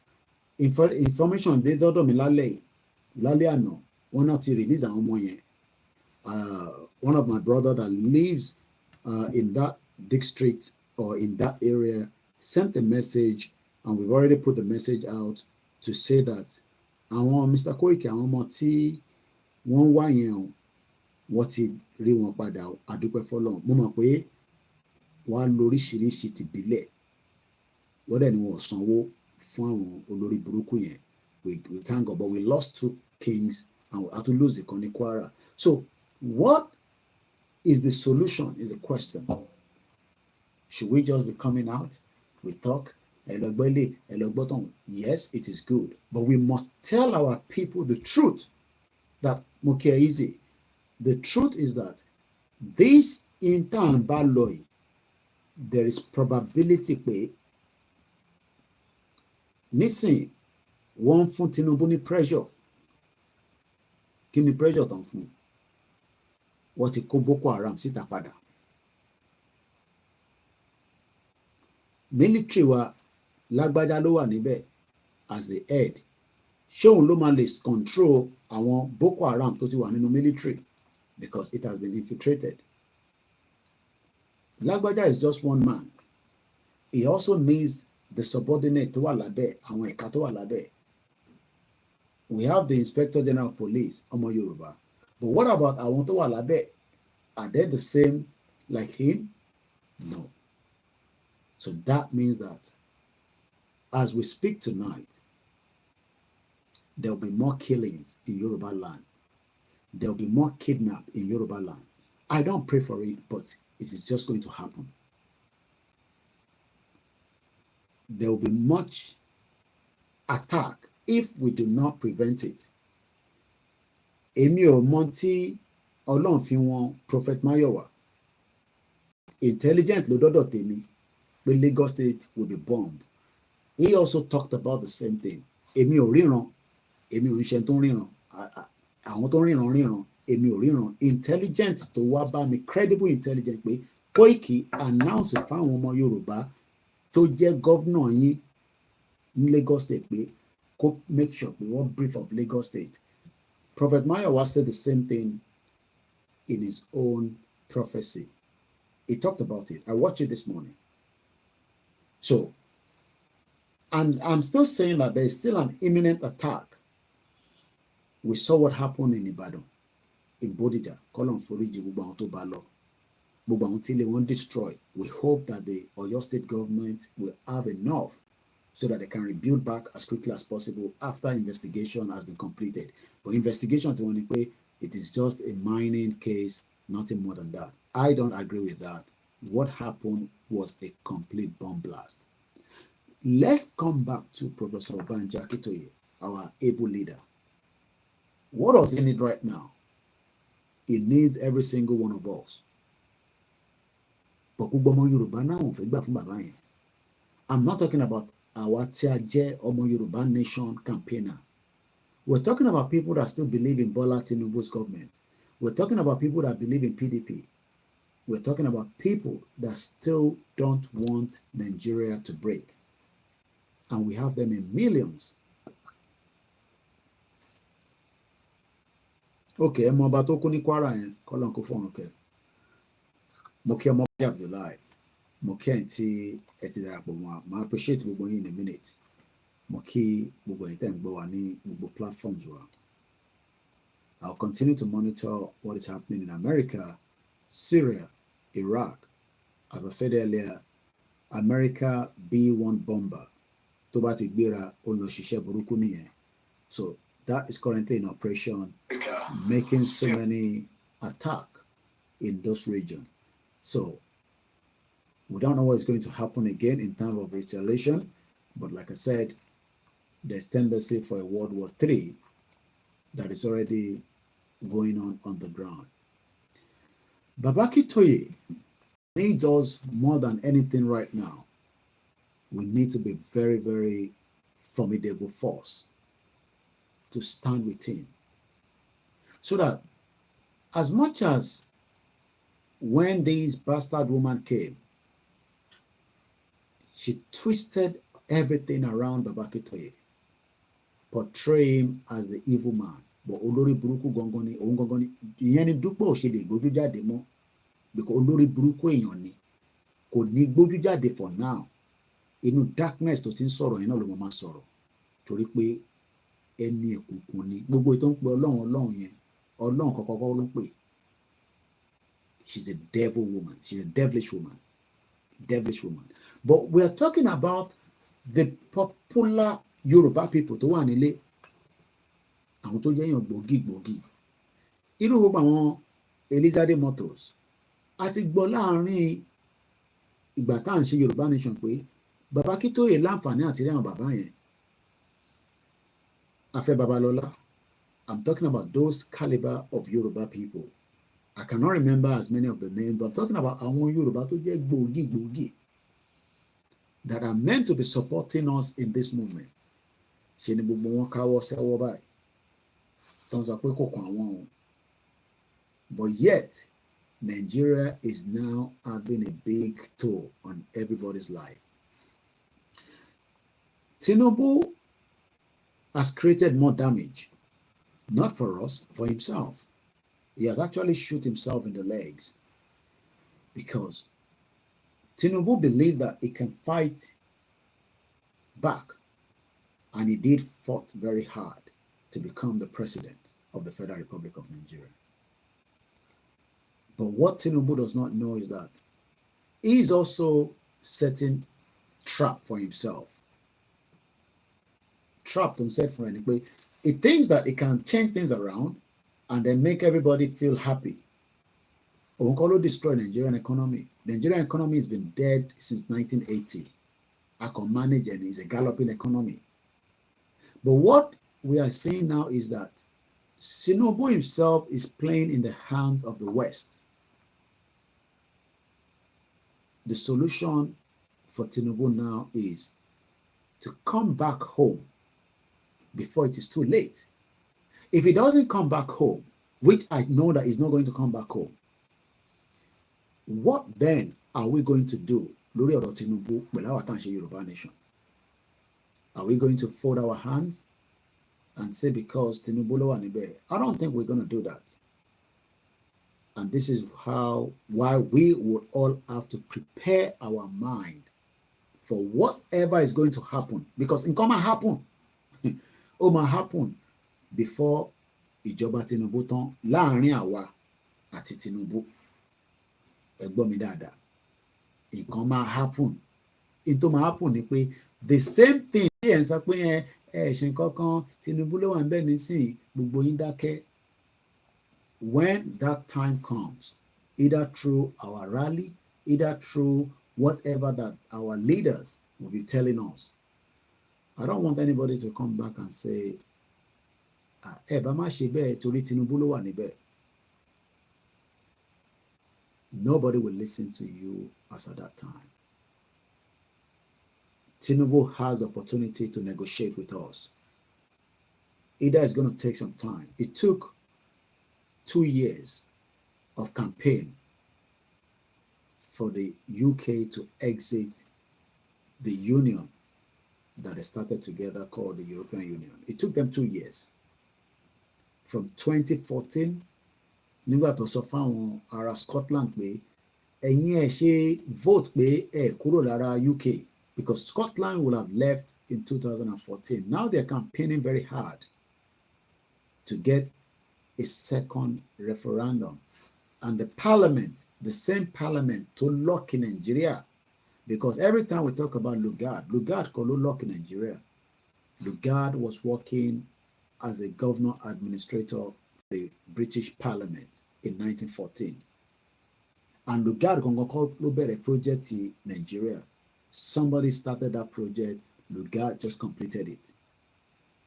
The same UK or England, the English Parliament, told the Scottish pé ẹ má kúrò nínú UK, but we will remain as member of the European Union. That was a deceit. The Scottish people fall for that trap. That trap lẹ́yìn ọmọ Yorùbá náà fall fún nísìn.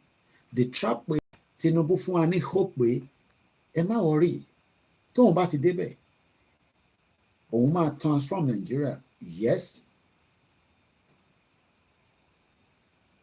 òun máa ṣe. Whether he's going to do it or not is not a question anymore. I'm trying to read something there. Okay, yeah, safety domain, Ọlọ́run àforíjì Ọba Kwara yẹn. You know, many people will have relationship pẹ̀lú àwọn ọba tó kú àti ọba tó wà láyé. Adẹ̀kí àwọn olórí tí ó wà láyé, olórí tó jí gbé lọ ní Kwara, kọbẹ̀ Elédùmarè jẹ́ kó rí olórí padà wá sí inú ààfin, even though pé ọba ti wàjà. Mo kí gbogbo èèyàn wa tẹ́ wà. Ṣé rí the deceit tí wọ́n fún àwọn Scottish, òun ni Tinubu ń play pẹ̀lú àwa Yorùbá kan nísìn. Ẹ̀yin Yorùbá tẹ́ ṣì ń believe pé lótìtọ́ lódodo Tinubu will do the magic to make sure that by the time tó bá máa fi ṣe tán, kódà inú wa kàn máa dùn pé àtẹ̀fẹ́fín kankan sílẹ̀ àfi kúrò ní Nàìjíríà mọ́, because that is the impression that Tinubu is giving us now. For those that believe in him, Tinubu is giving us the impression that tábà ti wà nínú Nàìjíríà, ẹ má worry, you know, that is the impression tó fáwọn ará Scottish now, but it was a deceit because àwọn òyìnbó parọ́ fún wọn. It was all lies. What happened? 2 years after tí àwọn Scottish vote pé àwọn ò ní kúrò nínú UK, àwọn English wá pull out kúrò nínú EU. Àwọn Scottish vote for EU.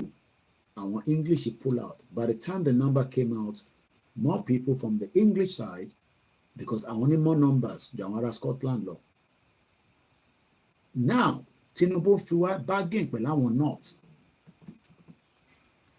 And we all knew what has happened when the campaign was going on.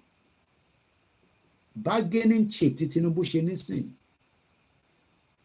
Ẹ̀yin tẹ́ ń sọ pé Tinubu máa fún wa ní Yorùbá nation.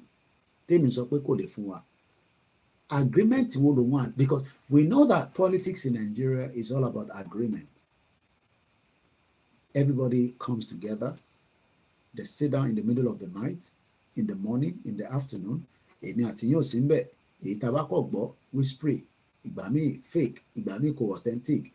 But ṣé Tinubu ti negotiate wa pẹ̀lú àwọn North? Débi pé tó bá try láti make any shift pẹ̀lú ọ̀rọ̀ Nigeria, ó máa di problem sí lọ́rùn.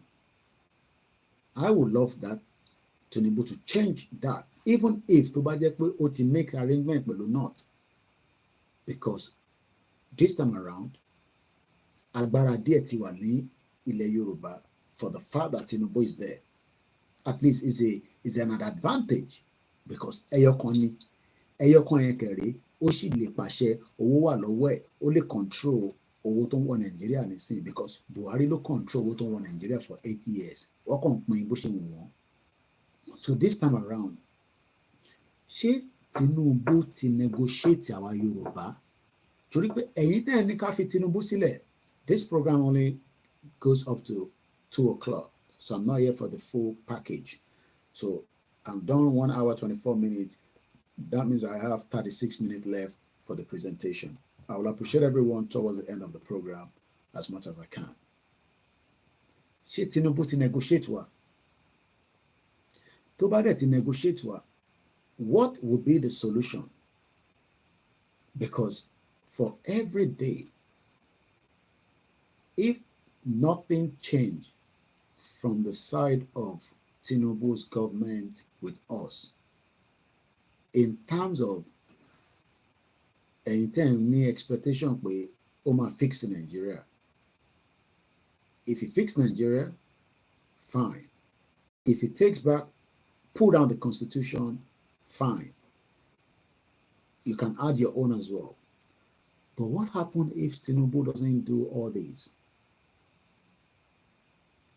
Ìjà ń ronú bẹ́ẹ̀ pé gbogbo tí Koiki ń sọ yìí pé Tinubu máa fix Nigeria, á fún wa ní regional government, á fún wa ní state police, wàá pull the constitution down.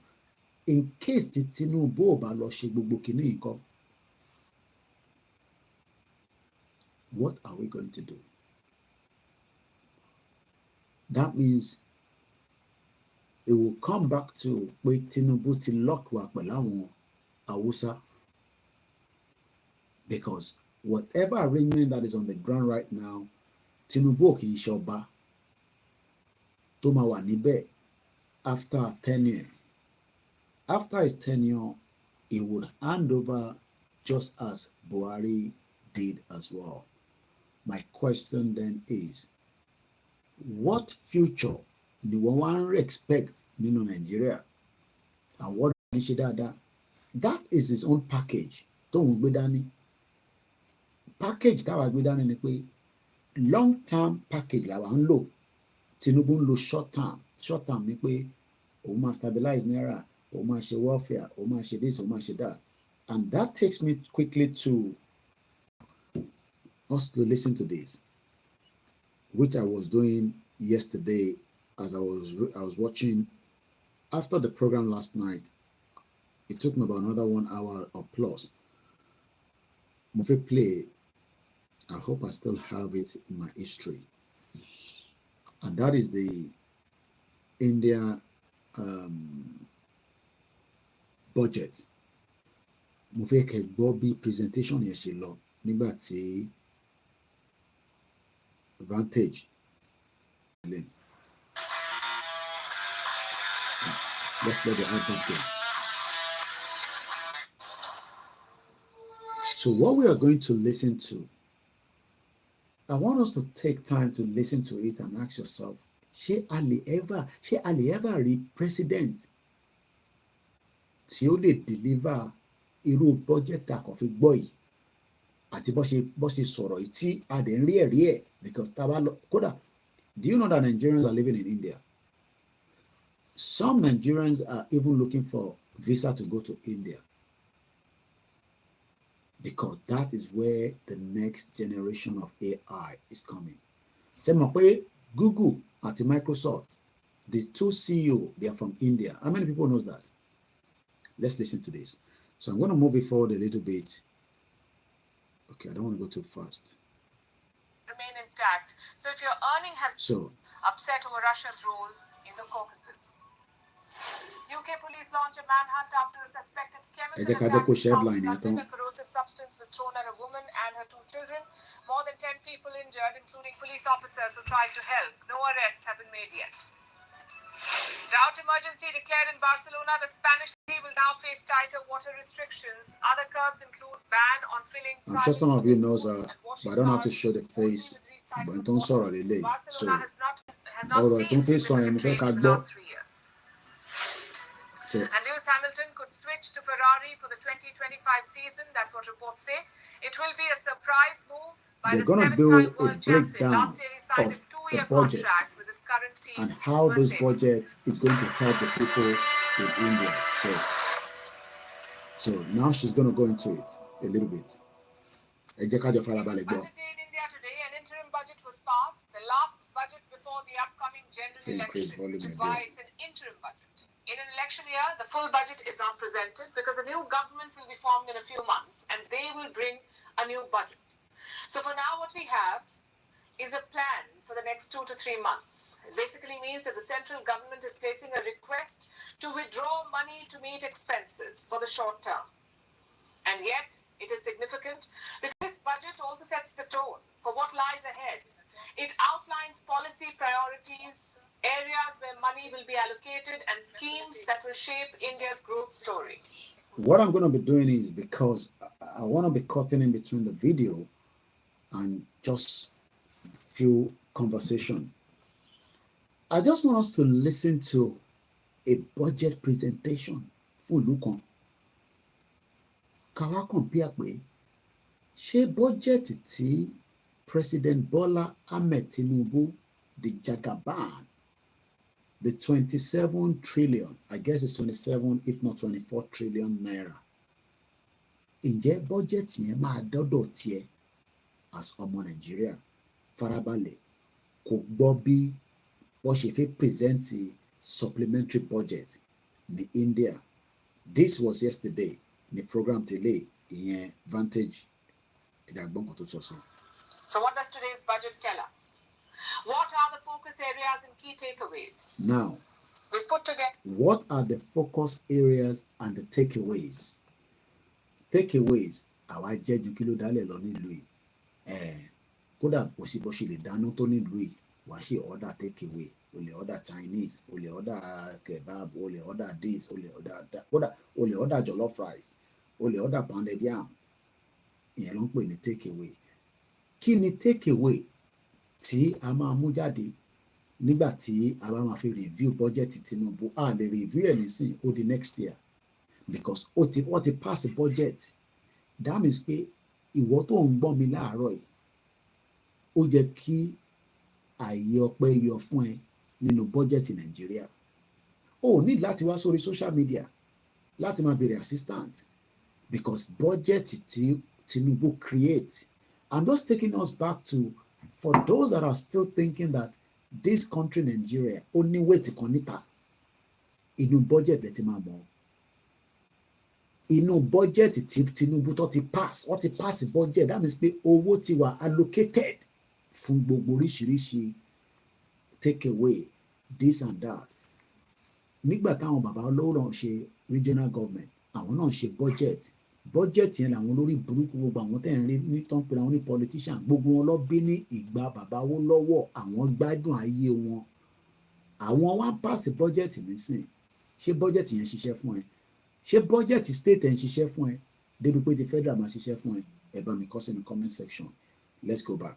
Mo kàn ń try láti stop video yẹn so that because of the YouTube, èmi kọ́ mo ní YouTube video yẹn, though I don't know whether they're gonna make any complaint to it, but sometimes tó bá ti sọ̀rọ̀ láàrin méjì, they won't be bothered. Let's go back again. We put together 10 highlights for you. Number one is taxation. Now, it's the big talk. 10 highlights. Mẹ́wàá mú pen kò kọ sílẹ̀, èmi farabalẹ̀ gbọ́ lánàá. Mo wá ń béèrè lọ́wọ́ ara mi pé ṣé bọ́jẹ̀tì Tinubu, ṣé àbúrò mi, ṣé family mi tó wà Nàìjíríà, ṣé tó bá máa fi di next year mo ní send owó lé sí wọn bó ṣe ń complain owó lé, ṣé mo ní send owó school sí wọn, ṣé wọn ní béèrè owó lọ́wọ́ mi? Because owó bọ́jẹ̀tì ló jẹ́ kó affect wọn, táyé wọn máa fi dá, tó máa fi lift wọn kúrò ní poverty. Because India náà sọ̀rọ̀ débi pé bọ́jẹ̀tì yẹn máa ní impact fún ọmọdé, àgbàlagbà, arúgbó, kódà àwọn fẹ́ yọ àwọn èèyàn kúrò ní poverty. Máa sọ pé Nàìjíríà máa dá, mo sọ fún ẹ pé Nàìjíríà ìlú òfò ni. Bọ́jẹ̀tì Tinubu ó di next year, kọ́lọ́n kó ṣọ́ gbogbo wa ká tó lè review ẹ̀. Àìtí lè review ẹ̀ tó máa bí ẹ́ wà wá ṣàlàyé fún mi nígbà tí wọ́n ṣe bọ́jẹ̀tì ní 2024 kí ni impact tó ṣe láyé ẹ̀. Jẹ́ àgbọ́ tàwọn eléyìí 10 ways máa gbọ́ lẹ́yọ kọ̀ọ̀kan kò kọ sílẹ̀. We put together 10 highlights for you. Number one is taxation. It's the big talking point in every budget. Everyone wants to know this. How are tax slabs changing? Well, this time, they're not. No change in taxes. Your present income tax slabs remain intact. So if your earning has not changed, you'll continue paying the same amount of tax. Over the last 10 years, the direct tax collections have more than trebled, and the return filers swelled 2.4 times. I would like to assure the taxpayers that their contributions have been used wisely for the development of the country. Did you hear that? They are okay, Peter Pan. They are tax. Sorry, ìlú tí mò ń gbé yìí. Bó bá ẹ bá rò pé mò ń ṣeré ni. If I refuse to work for the next 1 year, 20 years, ká tẹ̀ sọ pé 10 years tí mo fi ṣiṣẹ́ ní ìlú yìí, 10 years non-stop back to back, fàgbùrù lọ fàgbùrù bọ̀ fàgbùrù lọ fàgbùrù bọ̀, mo ti contribute tax débi kan.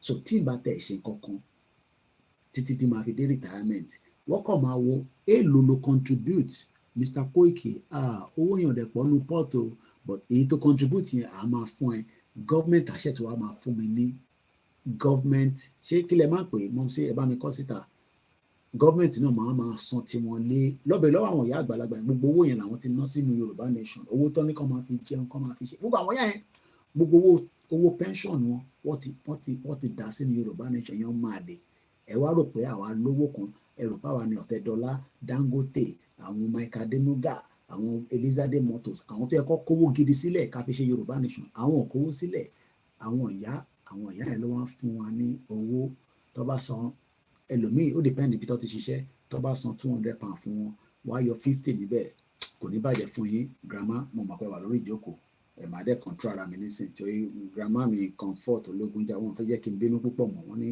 Koiki mo bẹ̀ ọmọlúàbí nìyẹn ṣùgbọ́n àti mo ti rí wọn bẹ́ẹ̀ nísìn n fẹ́ máa rí wọn lórí program tó bá ti ń bínú púpọ̀ bẹ́ẹ̀ yẹn state pension ṣe rí wọn bá tí mo ṣe ní 10 years yẹn tí n bá ṣiṣẹ́ mọ́ tí máa fi pé time tí máa fi retire á ń bọ̀ sí bọ́ sí mo ṣì máa ṣiṣẹ́ máa ṣe máa gba state pension gbogbo àwọn ìyá wa tó ṣe wàhálà ìwọ tó ń sọ pé Nàìjíríà máa wọ́ọ̀kì ni mo kàn ń ṣàlàyé fún ọ tàbá ní láti extend program yẹn má wọrí inú ilé mi mo wà mo ti sùn díẹ̀ lọ́sàn mo dẹ̀ ti jẹun bá inú mi ń dùn ṣé inú tiwọn náà ń dùn tínú ẹ bá ti ń dùn pé ìjọba Tinubu ó máa make sure pé budget sórí ti Buhari yẹn olórí burúkú ẹ jẹ́ ká dànù àárín kọ̀ọ̀kan nínú ti Buhari bọ́ tí Tinubu tẹ̀ ń sọ fún wa pé ó máa ṣiṣẹ́ ṣé a máa lè rí owó ṣé akọ́nọ́mì máa ṣiṣẹ́ ṣé gbogbo tó jẹ́ ẹ̀tọ́ aráàlú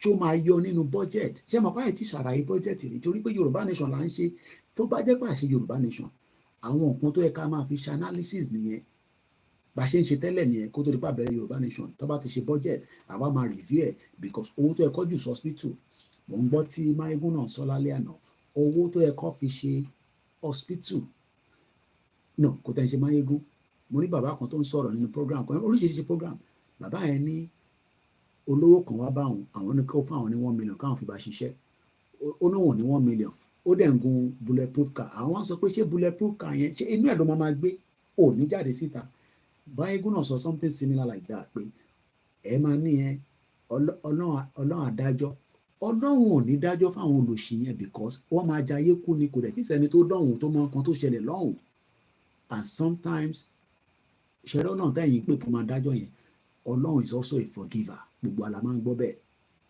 ọlọ́run náà máa ń forgive is also a forgiver ìyẹn ni gbogbo wọn náà ṣe máa ń ṣe sàárà tó bá ti fẹ́ dàgbà tó ti fẹ́ kú dànù ìgbà yẹn lọ́wọ́ máa ní ẹ àndáwó charity síbí mo kàn ń slow a máa padà sí inú fídíò yẹn o mo kàn fẹ́ ká rántí pé wọ́n ní àwọn tó ń sanwó tax for every penny táwọn ìyá wa ẹ̀yin bàbá wa àtẹ̀mí tá ti san sínú contribution for every £1 iṣẹ́ tí bá ṣe nílùú yìí government máa yọ 30p nínú 30p yẹn government á bá mi tọ́jú 10-20p tó kù wọ́n fi sínú NHS wọ́n fi sínú police wọ́n fi sínú fire so tẹ́bi bá wá pé ọlọ́pàá lálẹ́ hello 999 police ambulance mani police what happened I can see somebody hijacking a car here wade is called tax kò ń ṣe pé Nigerians náà san tax fáwọn tó ń san o kò ń ṣe gbogbo ilẹ̀ san tax but a country that is not developed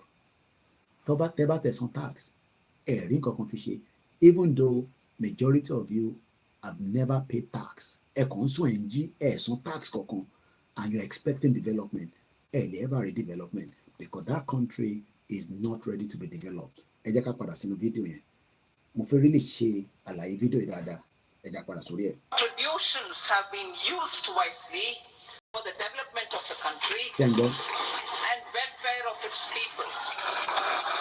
ṣe rí i pé wọ́n ń gbá tébù because wọ́n lè fààyè ọwọ́ gbáyà pé yes contribution tax has been used for the development of the people and the welfare of the people. tí bá sọ pé a ní 1 million tíyàn fún wa nísìn tíyàn bá tẹ̀ fún mi 1 million nísìn mo máa fi sọ́pọ́ọ̀tì ara mi àtàwọn staff mi. tí bá sọ pé èèyàn kan fún mi ní 1 million wọ́n dẹ̀ ní kí n fún gbogbo èèyàn ní 5,000 wà láì tàláì súnmọ́ bí láì pension credit ẹ ṣe gan ni mà account a máa flow bí ibi àyè ò ní gbà wá nísì kódà àwọn èèyàn máa lọ máa jíra wọn pé wọ́n máa fún Koiki ní 1 million ó dẹ̀ ń ṣe ó ń ṣe give away lẹ máa ń pè give away yẹn kò jẹ́ kó wá látọwọ́ tiwa. It should be coming from the resources of Yoruba land. It should be coming from the wealth of the Yoruba people.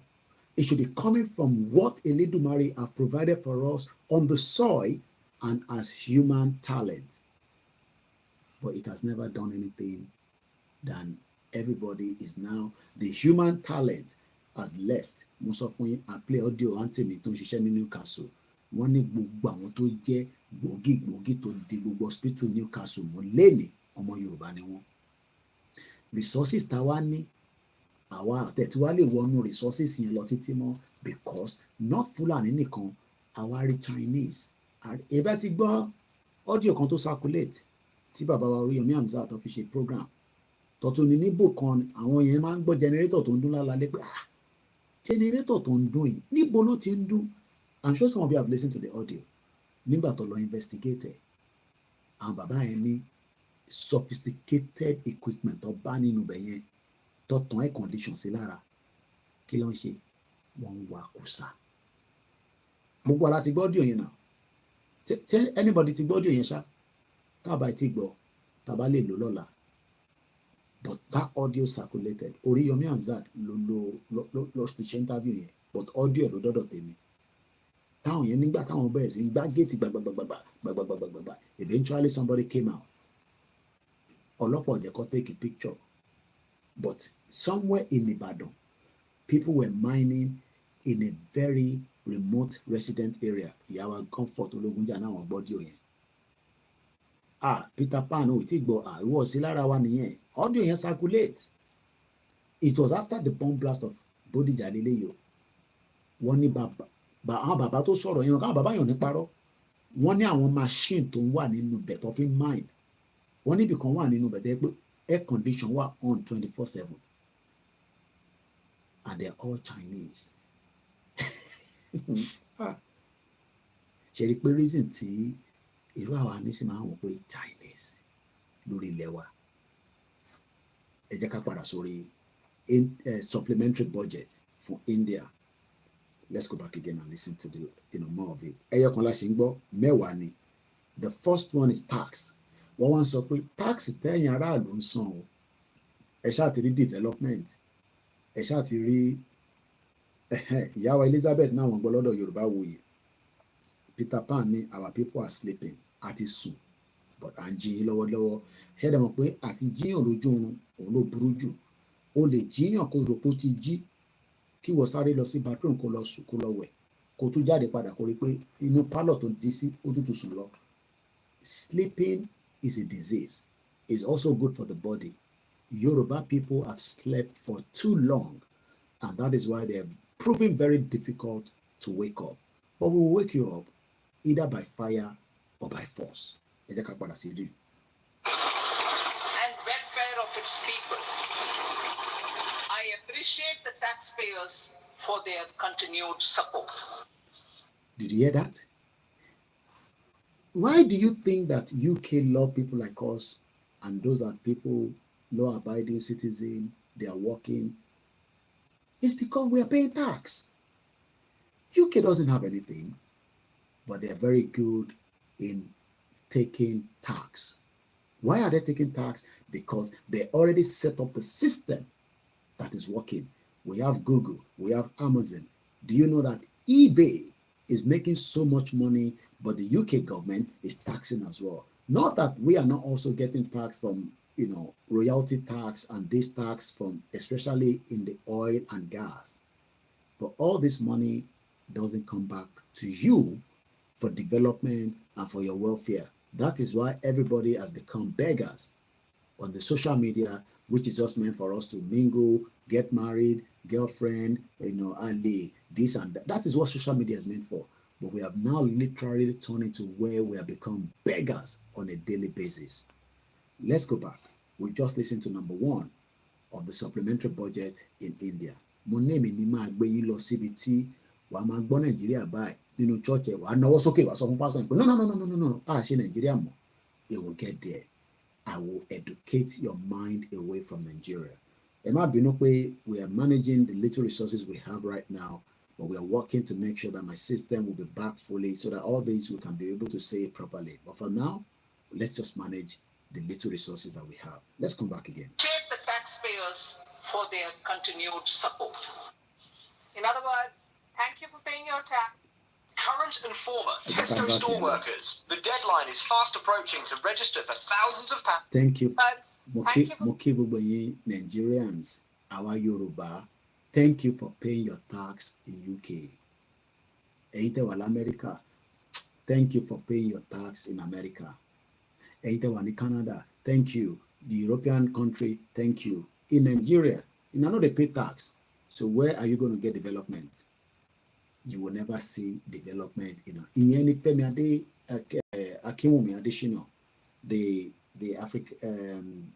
president of the African Development Bank, only in 300 years, then Africa will never be developed just like Nigeria. So the same way they play. Yes, some of you will make money, drug money, ritual money, sex money, whatever money, but you will never make clean money. All the money running in Nigeria is the diaspora money.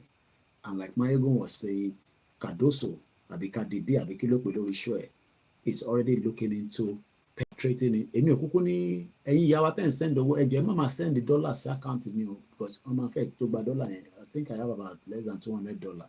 Ale tí mo bá ṣe fẹ́ gbà yẹn jáde. Ẹ ṣá make sure pé náírà lẹ ń fún wa. Ẹ confirm pé náírà ló fẹ́ send síbẹ̀ because dollar tó wà ńbẹ̀ nísìn. Kadoso fẹ́ gba gbogbo owó tó wà ńbẹ̀ nísìn. Because they are desperate. The diaspora are the one funding Nigeria. And this generation is the last generation. Ṣẹ́ra àwọn tá à ń gbé sílùú òyìnbó, wọn ò ní send owó sí yín nílé.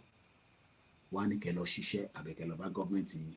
Let's go back again and listen to Vantage. A very good, I call her my Indian wife.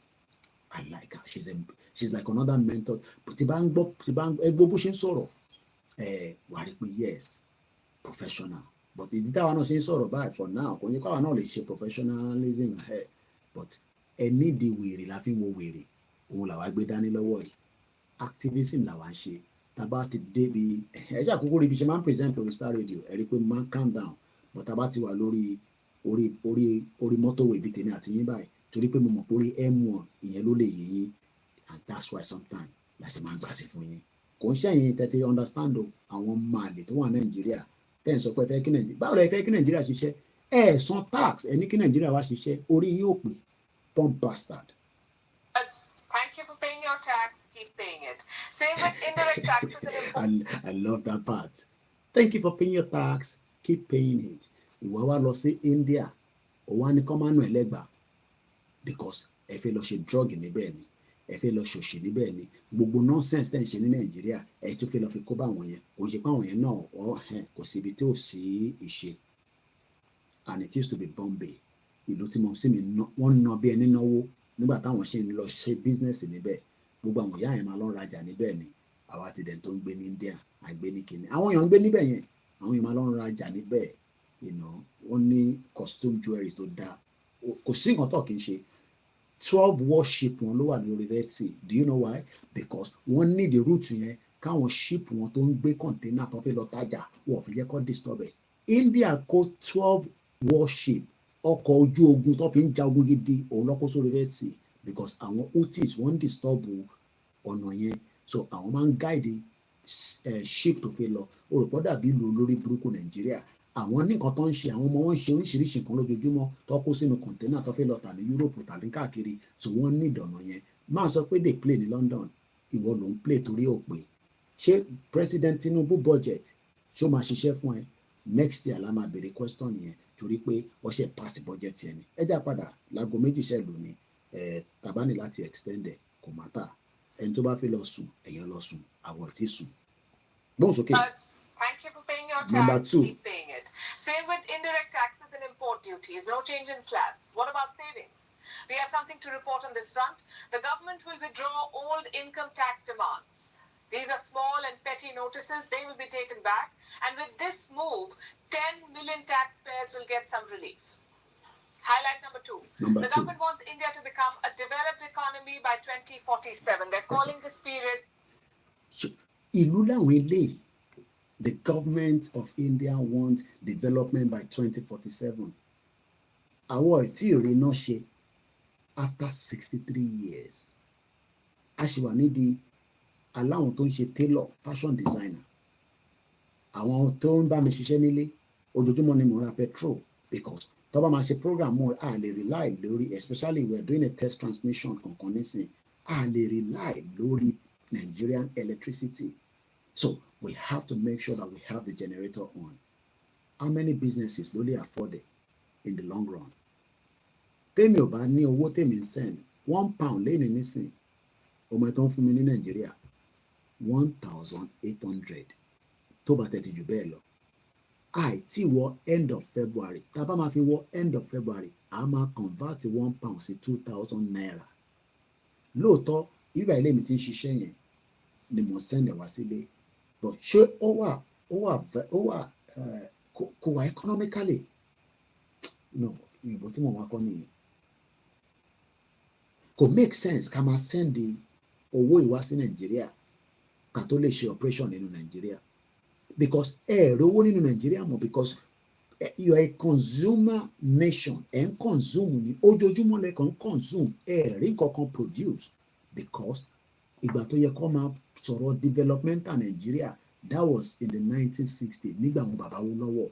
Àwọn bàbá Awólọ́wọ̀ wọn lówó ti di 1,888. Àwọn bàbá Awólọ́wọ̀ ló ní future plan pé in the next 30 years ibi táwọn fẹ́ kí ilẹ̀ Yorùbá wà lélẹ̀, àwa wà níbi ìdọ̀tí, àwa níbi ràtìràtì, àwa níbi ibi tí ẹ̀gbin wà. Ìwọ wá lọ ń wo football, òun wo football lórí DSTV. Ṣé o mọ̀ kó yẹ káwa máa wọkọ̀ ká lọ máa wo football yẹn ni fáwa tí a bá gba àyè? Ẹ wá rò pé torí Nàìjíríà ń play football wọ́n win Angola inú Nàìjíríà. Àwọn tó máa gbádùn làwọn yẹn, ìyá máa jẹ bó. Look, èmi nísìn mo wà nílùú nísìn, I care less about Premier League. Kí ni kàn mí pẹ̀lú Premier League?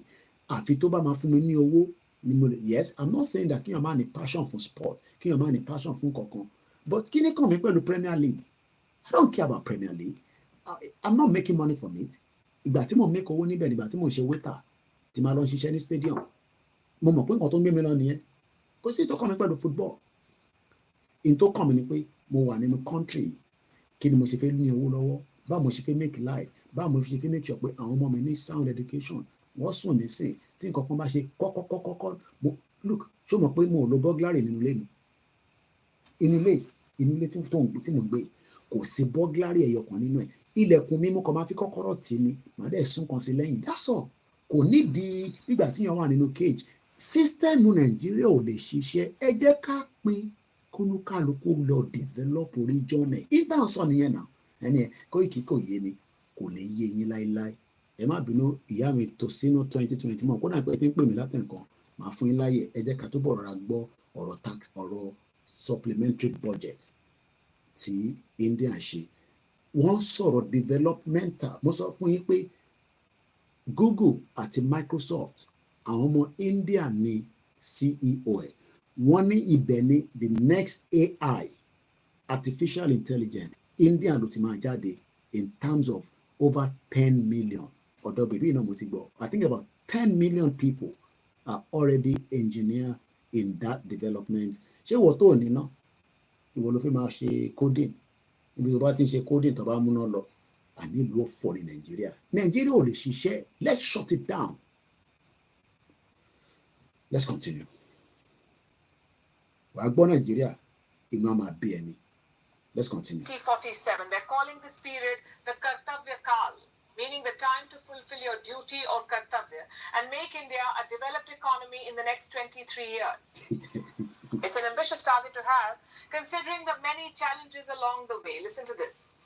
Geopolitically, global affairs are becoming more complex and challenging with wars and conflicts. Globalization is being redefined with reshoring and friendshoring disruption, and fragmentation of supply chains, and competition for critical minerals and technologies. A new world order is emerging after the COVID pandemic.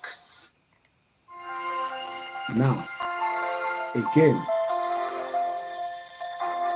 Order is ìgbà ọ̀lẹ̀ yìí rò pé Nàìjíríà máa develop. Ẹ bá mi fi sínú comment section. I am 40 plus. Do you think that we can be in Nigeria and it will be developed by the time tí bá dé age bàbá Ayọ̀ Adébánjọ at 95? Irú àwọn bàbá yẹn àwọn àti lọ́ntì wọn. Bẹ́ẹ̀ ni, because at 95, tèmi náà wọ́n ti pé 95, àwọn bàbá yẹn máa dàgbà jù mí lọ, so kí ló fẹ́ máa ṣe wá ti lọ. Ṣé feel pé tí a bá ṣe remain in Nigeria, because argument ẹ̀yin idiot Yorùbá kọ̀ọ̀kan nìyẹn. Koiki ẹ má worry, Rome was not built in one day, gbogbo ẹ máa níyànjú, gbogbo ẹ máa ṣe dáadáa, a máa débẹ̀, bla bla bla, blow blow blow, ẹ máa sọ̀rọ̀ bí bẹ́ẹ̀ tó rí yín ó pé. Mo wá ń béèrè pé ṣé tí bá máa fi pé 95 years old, gbogbo ohun tí mò ń gbádùn nílùú yìí, ṣé mo lè gbádùn ẹ̀ kí n kúkú mọ̀ pé màá jókòó sí ìlú yìí tí bá ti wá pé 90, màá máa padà bọ̀ níjẹ̀bú òde. Bomb bastard. Àwọn bàbá tó ti pé 85, bàbá kan wọ́n pè mí níjẹ́ òní, ọlọ́mọdún tó ti wà lamẹ́ríkà 80 plus, àwọn ìyá kan ti wà 90 plus, ìlérè wọ̀ ṣe wá bẹ̀kọ́ gbogbo lẹ máa pè lájẹ̀. Ṣé Nàìjíríà máa ṣiṣẹ́? Bàbá wa Ayọ̀ Àdìsá ní forget about it, ìlú òfò ní Nàìjíríà. Ẹ já padà sí nǹkan tá à ń gbọ́ lọ níbi supplementary budget ló ń pè 10 bullet points. Wọ́n ṣe àlàyé ẹ̀ lẹ́kùnrẹ́rẹ́ fáwọn aráàlú wọn.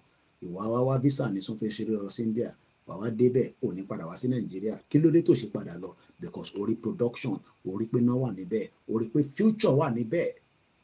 Gbogbo call center ìlú yìí, ìdajì ẹ̀ ó wà ní India. Gbóhùn sókè, mò ń gbọ́. Order is emerging after the COVID pandemic.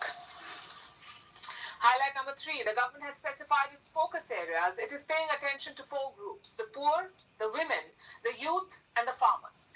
Policies are being... 4 groups. Tell me that. Fẹ́ kọ́ jáde. Ibi tí government ń focus sí. Ibo ló ń focus sí lọ́dọ̀ tí yín. Let's keep Nigeria. Nigeria full. Nigeria to the dead. Only number 4 ló ń sọ̀rọ̀. 4 groups. She's talking about the 4 groups. Màrí wọn níbẹ̀.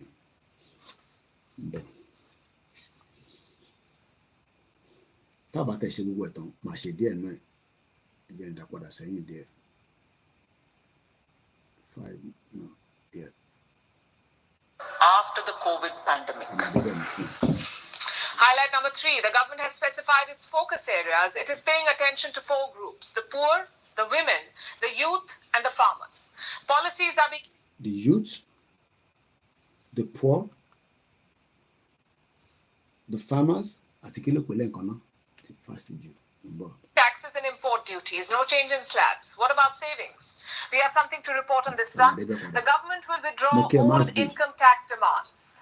These are small and petty notices. They will be taken back. And with this move, 10 million taxpayers will get some relief. Highlight number 2. The government wants India to become a developed economy by 2047. They're calling this period the Kartavya Kal, meaning the time to fulfill your duty or Kartavya and make India a developed economy in the next... A new world order is emerging after the COVID pandemic. Highlight number 3. The government has specified its focus areas. It is paying attention to 4 groups: the poor, the women, the youth, and the farmers. The women. Now, farmers. I think I'll say, Peter Pan send the super chat. Our freedom is more important than the naira and the dollar. 4 groups. These are very, very important. Ìdí tí a ṣe ń ẹ̀ṣẹ̀gan ìyá mi kan fọtọlógúnjà. Number 3. Tó bá jẹ́ pé Nàìjíríà fi ṣiṣẹ́, tó bá dì pẹ̀lú mẹ́rẹ̀ẹ̀rin, our life will be better, but a sì tún ní right láti sọ pé a ṣe Nàìjíríà mọ́. Ẹ bá mi fi sínú comment section, because a sì máa ṣàlàyé kíní dáadáa, but mo ń try láti make sure pé in the little understanding tèmi náà ní àtẹ̀yìn ọ̀jọ̀gbọ́n, supplementary budget ni wọ́n kà yìí wọ́n wá ní number three la wà nísìnyí 4 groups nínú 4 groups yìí èyàn mọ̀ yẹ kọ̀ọ̀kan nínú ẹ̀ farmers, the people that are poor, the youth and the women. Tó bá ní kólúkálukú mọ̀ ẹyọ kọ̀ọ̀kan mo kẹ́yìn ọ̀jọ̀gbọ́n tá a jọ wà lórí ètò èyàn mọ̀ ẹyọ kan nínú ẹ̀ ẹ bá mi fi sínú comment section. Tá bá ní ká mú ẹyọ kọ̀ọ̀kan pé àwọn gúrùpù yìí o eléyìí ló jẹ mí lógún pé tíjọba ló yẹ kí ìjọba gbájúmọ́ èwo ni wọ́n máa mú níbẹ̀ èwo lẹ́yìn máa mú níbẹ̀. Farmers, the poor people, the youth, àwọn ọ̀dọ́ a máa lọ́ǹchì website àwọn ọ̀dọ́ ṣe mọ̀ pé Dúpẹ́ Onítìrì ara arọ́ tó kọ́kọ́ gbé wá nìyẹn ẹ̀yin ọ̀dọ́ lẹ́nìjọba ìyá mi kan fọtọlógún jà àwọn náà màmá àwọn farmers mo dẹ̀ mọ reason tó ṣe sọ bẹ́ẹ̀ nítorí pé ẹ lọ wo in tó lọ ní gbogbo European country ọ̀dọ̀ Vantage náà mo ti gbọ́ Belgium, Germany gbogbo àwọn farmers wọ́n protest wọ́n kó trọ́ọ̀kì jáde wọ́n block gbogbo títì àgbẹ̀ lọ́ba iṣẹ́ àgbẹ̀ níṣẹ́ ilẹ̀ wa ẹni kò ṣiṣẹ́ á máa jalè ìwé kíkọ́ láìsí ọkọ́ àti àdá kò ì pé o iṣẹ́ àgbẹ̀ ni à ń ṣe àwọn olórí burúkú wá jókòó sínú igbó wa àwa dẹni tí tá bá gbé nǹkan wá dà màálù síbẹ̀ wá jẹ tá bá sọ̀rọ̀ kí ló máa sọ èyí tó máa sọ yẹn máa sọ fún yín mọ̀ bọ̀ à ń bọ̀ lọ́dọ̀ ẹ̀ padà Vantage ẹja lọ sí tá bá wá lọ sóko àìtí lọ tá bá lọ sóko pé ẹ ti ṣáwà arákùnrin kan lélẹ́yìí mo ní lè fi ojú ẹ̀wọ̀n yìí but ẹ jẹ́ ká pọ̀ ṣẹ̀rí ọwọ́ ẹ̀ nìyẹn wọ́n ti gé ọwọ́ ẹ̀ dànù ó wá fi ọkọ́ òun ni ṣẹ̀rí ọwọ́ yẹn ṣé ẹ̀ náà rí ẹ̀ ṣáà rí ẹja gbọ́n kan tó ń sọ bọ́ mo ní lè ṣú ẹ̀ fún yín wá tàbí ti bá ń gbọ́ ẹja gbọ́n kan tó sọ.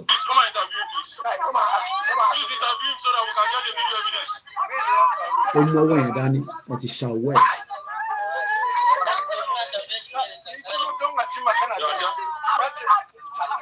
Take this man to hospital. He waste blood. You let them take him. They go. Come on, just woman that. How many people have you? Now, contrast like this. What's a shower?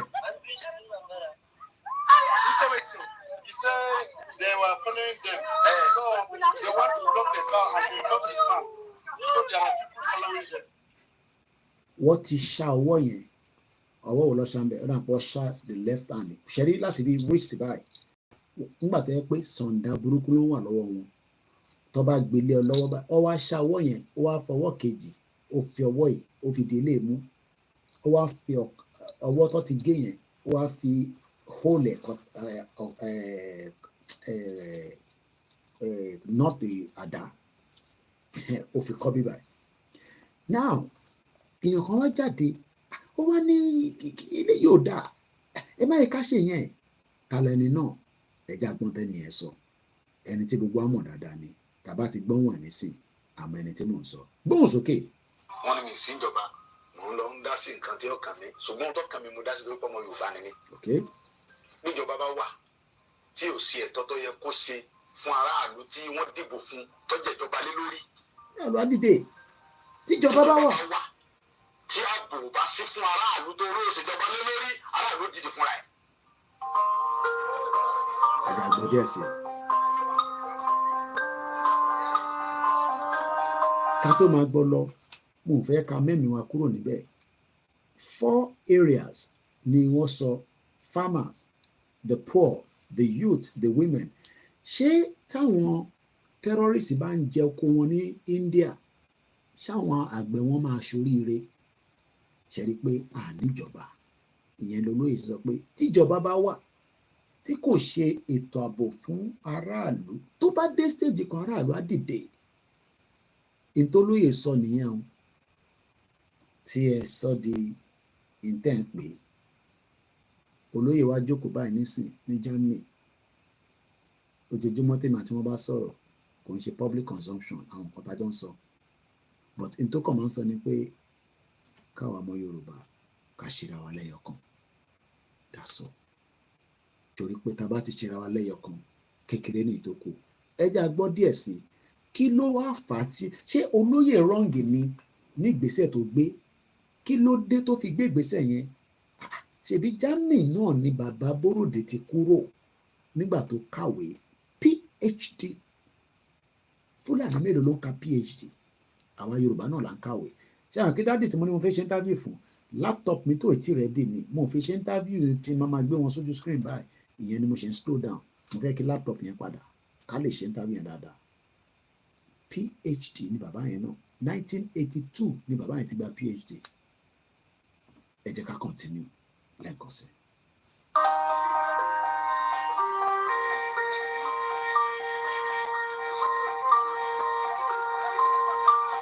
kì í ṣe pé mo pàṣẹ àbí mo dédé pàṣẹ àbí mo kàn sọ nǹkan tí ó wá látọkàn mi ẹ̀ẹ́dẹ́gẹ́ tó fa ọ̀rọ̀ yìí ni pé ẹni èwo láti bí ijọ́ mẹ́ẹ̀ẹ́dógún kan sí bí ọ̀sẹ̀ bíi méjì sí nípa ọ̀rọ̀ àwọn Fúlàní. This was 2021. tó wà ní gbogbo Ìbàràpá. 2020, 2021. ẹ wo dókítà wa Dr. Fatai. Bóròdé. PhD doctor ọmọ Yorùbá ọmọ Haúsá mélòó ló ní PhD ó kàwé gboyè ó lọ sí Germany ó lọ ṣiṣẹ́ ó wá kó wálé ó fi ṣe farming mechanized farming ó gbá àwọn èèyàn síbẹ̀ àgbàdo tó máa fi ṣe cornflakes iṣu tó máa import wá sábúrò tèmi máa rà sóyà bẹ́ẹ̀ ó dẹ̀ gbà àwọn èèyàn síbẹ̀ nígbàgbọ́n bẹ́ẹ̀ business yẹn ti parun nísìnyí kò sẹ́ni kankan tó lè ṣe mọ́ báyìí kòsò bàbá yẹn lóní ojoko ẹ̀ ó wá lọ bá wọn pé Sẹ́ríkì ìjọjọ́ kó mi. ẹ wá wo tí àwọn ọmọ yín ṣe lórí oko mi kò yẹ kó rí báyìí kò jẹ́ kó rí bẹ́ẹ̀ lórí ilẹ̀ bàbá wa wọ́n dẹ̀ dé lókun wọ́n dẹ̀ ṣàpá. àìmọye èèyàn bẹ́ẹ̀ tá a lè mórúkọ wọn làwọn Fúlàní bẹ́ lórí tó pa wọ́n. This is how and reason why they want to kill Igboho. wọ́n gba 10 million wọ́n gba 11 million. àṣé nígbà tí olóyè ń sọ eléyìí tó bá sọ fún yàn pé lẹ́yìn ọdún mẹ́ta this video was 2021 ìgbà tẹ́mi lọ Nàìjíríà ni èmi àti olóyè la padà lọ sí Ìgàngán pẹ̀lú àwọn ọmọ Yorùbá bọ̀ tó bá máa pa wá tí Ọlọ́run dẹ̀ ní fún wọn ṣe àti gbogbo àwa táwọn wà worried olóyè máa lọ́lé kò ní lọ́lé ikú kan nípa àwa lọ́wọ́ ẹ̀ torí pé orí òtítọ́ la dúró lé. I would have been ambushed with olóyè because mọ́tò tí olóyè ló lead èmi náà dẹ̀ wà ní mọ́tò yẹn ṣe má máa sọ fún mi pé jókòó sẹ́yìn odi oníkankìnìkan wọ́n dẹ̀ ní mọ̀jàmọ̀sá láfi máa kíkanjú bọ̀ ikú kan ò sí ìjọ tá à ń lọ yìí ẹlòmíín yàgbẹ́ sára láwọn diaspora because ṣolóyè máa débẹ̀ àbí kò ní débẹ̀ gbogbo ta pàdé lọ́nà kò la máa sọ nísìn àní ọdọjọ́ ọlọ́ájú ọ̀dọ̀ mi lẹ ti máa mú confam àtọ̀ sí ìtòlóyè bá fi sọ fún yín fẹ́yìn tẹ́ ń pè wọ́n gbogbo ọ̀hún ṣe ta máa sọ lórí social media ó kù díẹ̀ ni ìtòlóyè gbé mo kí ẹ̀gbọ́n mi Chinedu ìtòlóyè sọ̀rọ̀ lé lórí ni o tó lórí burúkú Fúlàní tó ń jẹ owó Màlámì olòṣì olórí burúkú Màlámì jẹ owó ó jẹ́ kí Tinubu ẹ̀kọ́ dè mọ́lẹ̀ kó fi sínú prison ní àmọ́ ibi tó wà nísìnyí the former AGF Attorney General of the Federation olórí burúkú tẹ bá gbọ́ iye tó jí Adi Saraki tó lọ pẹ́ǹtì plane fún wa gbogbo àti gbàgbé àwọn olòṣì àwọn jí owó olóyè fi ẹ̀mí ẹ̀ sílẹ̀ láti fi defend ilẹ̀ Yorùbá ó fi ẹ̀mí ẹ̀ sílẹ̀ ó fi gbogbo owó sílẹ̀ àwọn ń jí owó Nàìjíríà olóyè wa ń bínú pé ẹni tó dé láti Germany nínú òtútù tó wá ṣe business bí ẹ dáde mi gbọ́n mi bàbá wa Gbẹ́ngà Owólabí tó lọ láti Maryland tí Fúlàní pa pẹ̀lú Rachel àti gbàgbé ànírántí ẹ wá ní ọ̀rọ̀ yóò lè dìjà ó máa dógún bẹ́ẹ̀ ni mo sọ fún yín ó kù díẹ̀ ni àwọn wá ń fi owó Nàìjíríà wọ́n fi ń sponsor Dangote wa ń control wa ó wá ní káwa wà lábẹ́ òun kó wọn lọ gba àwọn èèyàn láti the same India kó wá ṣiṣẹ́ ní factory ẹ̀ nílùú Èkó ẹ̀yin wá sọ pé ká má jà ẹni kò ní dógún kò ní dìjà àtọ̀nà wa àìtí ìfẹ́ gba Yorùbá nation nìyẹn tá a bá fẹ́ gba Yorùbá nation I shut down everywhere nílẹ̀ Yorùbá ẹni kọ̀ọ̀kan ní move àsìkò yẹn ń bọ̀ kò tí tó ó kù díẹ̀ ìtọ́lóyè jáde fún nìyẹn o nígbà tí Buhari wá lọ tán Tinubu náà wá dé nísìn ó wá ní ọmọ Buhari ti balẹ̀ jẹ́ kò ní balẹ̀ jẹ́ ó gbé tẹ́rọ́rìsì wọlé tẹ́rọ́rìsì tí Buhari gbé wọlé òun ló pa wá nísìn olóyè ń sọ̀rọ̀ ní 2021 àṣà máa pọ̀ bá ní 2024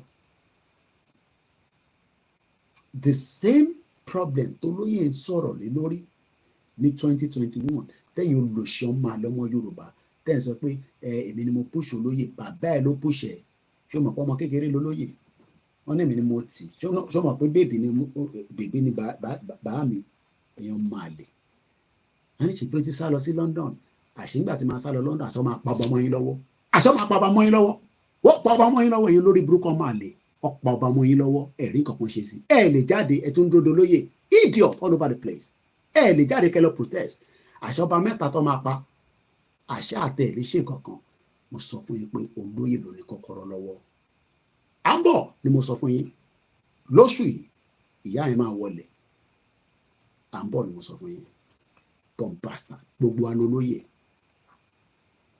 gbóhùn sókè bá mi ò ṣá. lórí ilẹ̀ bàbá wa ọ̀rọ̀ yẹn dùn mí kó bà mí lọ́kàn jẹ́ gan. ṣẹ̀fí ipò lórí burúkú àwọn politician ẹ̀rẹ̀pọ̀rọ̀ ń dùn wọ́n ni ọ̀rọ̀ ọdún wọn olòṣì ni wọ́n ẹ̀jẹ̀ ló ń mu lójoojúmọ́ that's why they cannot help anybody. ẹ wo bí wọ́n ṣe ń sọ̀rọ̀ budget no ṣẹ́yìn náà ẹ rí bí wọ́n máa ṣe ń present budget yẹn a sì dúró kódà bójẹ́ ilé la máa dúró lé lálẹ́ yìí ó dà pé 5.43 níbẹ̀ màá tọ́jú fídíò yẹn ẹ jẹ́ ká stick sórí eléyìí nìkan for now. Farmers, the poor people, the youth, the women, is that not what Olóyè was fighting for? ṣé mọ̀ pé tó bá jẹ́ pé mechanized farming yẹn wà bàbá yẹn ló ní template lọ́wọ́ ẹni tó jẹ́ PhD ó mọ̀ pé tóun bá gbin àgbàdo tó pọ̀ àgbàdo yẹn àwọn á transform ẹ̀ sí kankan tóun bá ṣe pákí àwọn á transform ẹ̀ sí kankan tóun bá ṣe dis àwọn á transform ẹ̀ sí kankan by now bóyá ìlú Ìgàngàn tí bàbá yẹn set up business yẹn sí bóyá á ti di nǹkan míì bá ṣe ń sọ̀rọ̀ báyìí nísìn the whole business is shut down. No, tó bá jẹ́ ọ̀nà ni ṣé family àtúnlọ continue project yẹn ṣé ẹ fi èmi sì ń bá àwọn family bàbá mi Owólabí sọ̀rọ̀ mo sì ń bá àwọn family wọn sọ̀rọ̀ because àti di family nísìn tó ṣé nígbà tó pa bàbá wọn tó pọn kú wọn wá tún kówó wá láti Amẹ́ríkà ẹ̀yin olùṣọ́ ọmọ àlè ẹ̀yin tẹ̀ ní ṣoríire ẹ̀yin tẹ̀ ní ṣoríire torí pé tó bá pẹ́ máa ṣoríire ni èèyàn kó wá láti Maryland ó wá set up business sí Ògbómọ̀ṣọ́ ó dákòwò sílẹ̀ wọ́n pa ẹ wá ní káwọn ọmọ ẹ wá ṣe business ní Nàìjíríà wọ́n ń bọ̀ kò ní dà fún yín wọ́n ń bọ̀ wọ́n ti dé tán ibi tó dùn family yẹn dé wọ́n ní wọ́n ní sin òkú yẹn sí Nàìjíríà wọ́n gbókú yẹn padà lọ sí Amẹ́ríkà ni bomb bastard àwa ń sọ pé ọ̀rọ̀ Nàìjíríà ti kọjá nǹkan tá a máa fi ṣeré ẹ jẹ́ kájọ fọwọ́sowọ́pọ̀ kájọ kúrò wọ́n ní àwọn oníṣẹ́ ti bàbá kí tó yé o àwọn màlè àwọn ìyá ọ̀fọ̀ ẹ̀ tí wọ́n á pe bàbá yẹn ní Akíntólè mò ń gbọ́ tí Grace Adébíyì yẹn tó ń pe bàbá yẹn ní Akíntólè bàbá yẹn ní Akíntólè olòṣì ẹ̀yin bomb bastard woman ẹ̀yin mọ̀ bẹ́ẹ̀ ni bàbá ti yín ò jà fún wa ó sì jẹ́ bàbá Akíntólè ló wá ń jà fún wa kìbí gbogbo ala ní bàbá nígbà tí bàbá ti yín jẹ́ 88 níbo ni bàbá ti yín wà bàbá yẹn ti ń kọ history Yorùbá as far back as 1977 ìwé yẹn ti wà available fún ìtẹ́bá wà lamẹ́ríkà $100 ni 60 copies nìkan lọ́sí kò dé Amẹ́ríkà sister mi Doyin ti pè mí ó ní kí n announce ẹ̀ lórí social media 60 copies nìkan ó cost ẹ̀ lówó tó pọ̀ but àti wọ́n náà míì tá a máa fi make sure pé ìwé yẹn pọ̀ lamẹ́ríkà ẹ̀yin tẹ́ ní kọ́ gbé sórí Amazon owó lọ́ máa fi ship ẹ̀ wá láti Nàìjíríà kan tó lè Amazon kẹrì tẹ́ bá gbé nǹkan síbẹ̀ tó bá ti order tó bá ti wà available ó yẹ yín but 60 copies wà ẹ̀yin náà track ẹ̀ rà $100 ẹni tó bá fẹ́ ẹ get in touch màá lè connect mọ́ Doyin lamẹ́ríkà èèyàn olùṣọ́ máa lè ẹni bàbá kí tó lè ẹ̀ ń farawé lórí burúkú ọmọ àlè ìjìnlẹ̀ yẹn bomb bastard ni gbogbo ọ̀rọ̀ tó ń sọ yẹn ó máa regret ẹ̀ nílà yí ẹ̀ ni mo sọ ó máa regret ẹ̀ nílẹ̀ ayé ẹ̀ fún gbogbo ọ̀rọ̀ tó ń sọ fún bàbá yẹn. Ibo ni bàbá Ìjìnlẹ̀ wà at 88 tó bá ṣì ní bàbá yẹn wá jáde ó gbé gbogbo ẹrù yẹn sórí, ẹrù tó yẹ kó bá split, káwọn bàbá Adébánjọ bá split, bàbá Fáṣọ̀rántì, àwọn bàbá àgbàlagbà, àwọn leaders, àwọn elders, kí gbogbo wọn kájọ kó Nàìjíríà ká gbé sẹ́gbẹ̀ẹ́ kan ká gbé Yorùbá dání. Wọn náà wọn ṣe this, olúkálukú ń ṣẹgbẹ́, àwọn kan wá ń support Tinubu.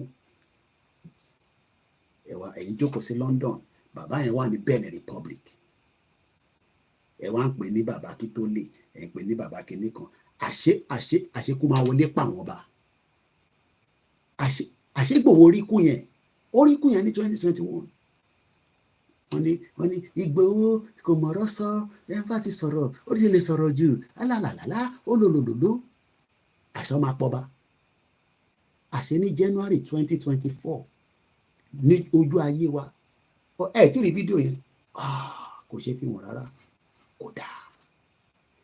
Nígbà tí mò ń bá ìyàwó mi ta tún jọ ń sọ̀rọ̀ láàárọ̀ ẹ̀, ìyàwó mi ní yìí fídíò yẹn, ìlú yìí, God bless United Kingdom.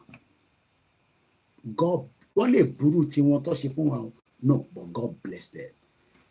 Tó bá pààyàn sí bíbá lálẹ́ yìí nísìn níwájú ilé mi tó dẹ̀ yẹ pé mi mo kọ́kọ́ rí òkú yẹn, tọ́lọ́pàá bá ti débẹ̀ wọ́n tún bí anybody dá kó tó rókú yẹn mọ́, wọ́n máa bò mọ́lẹ̀ lẹ́sẹ̀kẹsẹ̀. Dignity yẹn wọ́n ní jẹ́ kí anybody rókú yẹn mọ́.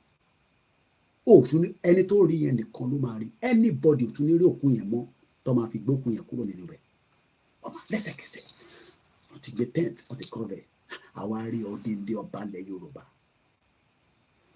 Èmi ò tẹ̀yàn pé ẹ̀jẹ̀ máa ń tú yábáyábá bẹ́ẹ̀, ẹ̀jẹ̀ wa ń tú lára ọba. Ebi gbogbo ala ti rí fídíò yẹn. Àṣegbòho orí ikú yẹn, ó wá ń try láti stop ikú yẹn pé ẹ má yẹ káwọn pípọ̀ ìwọlé, ẹ já stop wọn, ẹ̀yin ọmọ Yorùbá dìde. Wọ́n ní náà Koiki wọ́n ló wà níbàdàn, mo rántí gbà yẹn ìbẹ́ máa ń pè mí, Koiki wọ́n ló wà níbàdàn, sọ fún Ìgbòho kó yé máa tọ̀lọ̀ jù, ó ti lè sọ̀rọ̀ jù. Ń jẹ́ ká máa pariwo nígbà yẹn. Ẹ slow it down. Mo rántí interview kan tá a ṣe, Koiki ó ti jẹ́ kó bú bàbá tẹ̀rọ pé wọ́n nílà káyé ni, ṣèbí wọ́n wà pẹ̀lú Ìgbòho. Àṣọ máa pọ̀ bá ní January 2024 lójú ayé wa. A tẹ̀rọ pé mẹ́ta ló máa pa, ìkan ya fẹ́ ìyàbá yẹn alálára, bàbá tó da, bàbá tó jàjẹ́ sára. Bàbá wọn yìn níbọn, ó rí pé kò wọlé, bàbá ya dé ọ̀fẹ́. Ṣó wá rí pé kò easy. Náà ẹ̀yin olórí burúkú tẹ̀ ń sọ pé wọ́n ká Ìgbòho mọ́lé, ó fo fence, ó ṣe kínní. Ṣó wá rí pé kò easy. Tó ti ń pèèyàn lọkùnrin nìyẹn. Èmi gan mo ní láti béèrè lọ́wọ́ bá mi pé ọ̀nà olè gbà jáde yín olóṣè ọmọ àlè, ṣèbí ó náà olóògùn náà, Koiki ìwé náà lóògùn. Ṣó sọ fún pé òun lóògùn? Ó ní Ọlọ́run ló ní ẹ̀mí òun. Jẹ́ kọ́lọ́pàá méjì wọnú ilé wa bẹ́ẹ̀. Bílẹ̀ ṣe ṣú yìí, tọ́lọ́pàá bá ṣe kanlẹ̀kùn àyà mi ajá. Ṣé kò rìpọ́tì èmi náà, kí ló ṣẹlẹ̀ o? No, human being nìyẹn. Ọmọ èèyàn tó wọnú ilé lọ bá Ìgbòho nìkan. Lady K ló lè ròyìn fún yín. Kọ́lọ́n bá ń dúró ti Lady K dáadáa. Happy birthday lẹ́ǹkan sí mọ́ rẹ mi.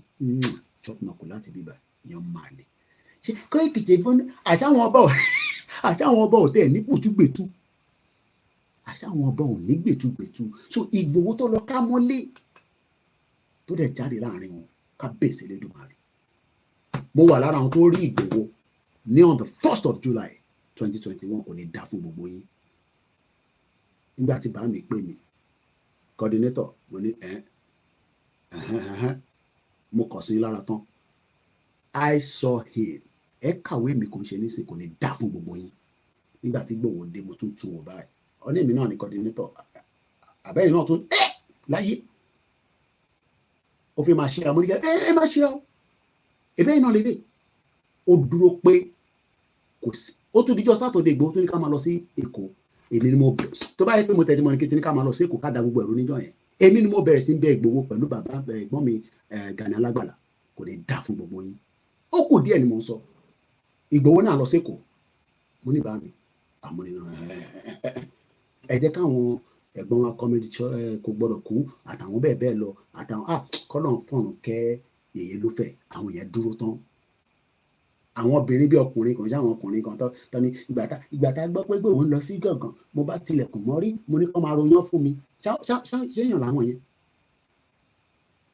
kọ́nà fọ́ọ̀mù kẹ́yẹyẹ ló fẹ́ ìyá jagun kò ní bàjẹ́ fún yín màmá àṣà àwọn bàbá kan máa tún sá sẹ́yìn àwọn yẹn bá gbéra ọba ògbóni kò ní bàjẹ́ fún yín àwọn yẹn dúró tán ànúkà obj gbogbo yín gbogbo èèyàn ọmọ tẹ dúró dáadáa wọn níṣó lọ́jọ́ ta ní July 3rd Ìgbòho náà lọ èmi mo sọ fún bá mi pé no àlọ́wẹ̀ kọ́kọ́ mọ́ not one single bullet ló wà lára ẹ̀ níjọ́ tí mo rí ní July 1st kò ní dá fún gbogbo yín aṣọ máa ń yan ọba tá a máa rí ẹ̀jẹ̀ tó ń tú chúkúchúkúchúkú no dignity no respect ẹ jẹ́ máa lọ ẹ ti fẹ́ mú mi wọ another spirit lálẹ́ ẹ jẹ́ ká wind down mo kí gbogbo alẹ́ nǹkan ṣẹ́jẹ́ kí n dáadáa a máa padà wá sórí bíbà ẹ jẹ́ ká fi lẹ́bẹ̀ẹ́ àṣé olóyè tó lọ apá tí tó fẹ́ pa sínú ilé àṣekò yìí sí over 500 security operatives wọ́n tún kọ́ àwọn expatriates wa tó ń sọ French àwọn yẹn ẹ mọ̀ pé àwọn yẹn wọ́n ń pọ̀ mẹ́ta ni wọ́n lẹ́yìn pé French ló ń sọ wọn ló ti dológbò wọ́n ti gbólógbò lọ àwọn wèrè wọn ló ti dológbò ológbò yẹn ní Ìgbòho ló ń lọ yẹn àwọn olòṣì láwọn tó ń wọnú ilé tọ́rọ pé ológbò tó yẹ pé pẹ́ẹ̀tì ni èmi ò kàn lólógbò nulé ni àwọn kan lólógbò nulé wọn nísìnyí tó fi ń káàkiri nulé bàtẹ́ pé bí àwọn fíìmù tó ti ṣe fíìmù àjẹ́ kọ́dọ̀ ológbò so gbogbo kíní mẹ́ntálítì kíní ó ti wà lórí wa pẹ́ẹ̀tì lásán ni wọ́n ní olóyè nìyẹn wọ́n wá gbókò ológbò lọ wọ́n ní bí atọ́ bá gbé débi paid machineries ó dà pé mọ̀ pé paid machineries wà lára àwọn tọ́kọ wa àwọn bíi mẹ́ta shoot to kill làwọn yẹn but ọba Elédùmarè ọba àwọn onílẹ̀ Jésù Kristi abo ànábì Muhammad wá sọ fún Ìgbòho pé wá wọlé wá bẹ́ẹ̀ lóòótọ́ o bọ̀ wá jáde I saw him on the 1st of July ó dúró dáadáa kò dẹ̀gbẹ́rìn wọlé mo rí olóyè báyìí mo rò pé yes mo wà pẹ̀lú the right man ní dá fún gbogbo yín ó kù díẹ̀ ẹ̀rọ àṣírí nàbí no problem àtúlọ̀ túnra wọn dáadáa ni campaign ṣì ń lọ nsc lọ Yorùbá nation no going back àwọn ṣe ti jà àdẹ́gbógun wa àwọn tó gbógun wa là ń sọ fún nísìnyí pé Bọ́lá Tinubu òun ni president sọ fún wọn kó gbógun kúrò nílẹ̀ Yorùbá àfẹ́ ogun nílẹ̀ Yorùbá o gbogbo bomb blast láàrin yẹn let them take it out kọ́ lọ máa para wọn ní north ẹ má fàdúrà sílẹ̀ ọba Elédùmarè wà pẹ̀lú wa ẹ jẹ́ ká end the program yìí torí pé let me just end it olóyè Ìgbòho I will stand with you forever 500 làwọn tó wá sínú ilé kò ń ṣàwọn ṣe mọ̀ pé Ọ̀nàchè ọmọ mi tó ń ṣiṣẹ́ fún mi wọ́n yìnbọn fún ìbọn yàn dọ́dọ̀ ẹ̀ ní dá fún yín òun ló mọ̀ pé yes pé àwọn sójà tóun bá ní Ìbàdàn expressway olórí burúkú ní Buhari àtòsíbàjọ pẹ̀lú àwọn tí wọ́n ṣiṣẹ́ yẹn tó jẹ́ àwọn Yorùbá kọ̀ọ̀kan tí a ní láti mention lórí social media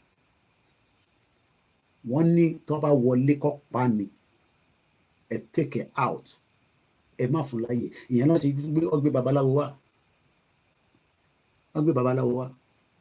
ìyẹn wá máa pò gèdè àbí dọdọdọdọdọdọdọ olóyè dọdọdọdọdọ máa yọjú òní sá lọ a máa mú ẹ mọ́lẹ̀ apá ẹ síbí báyìí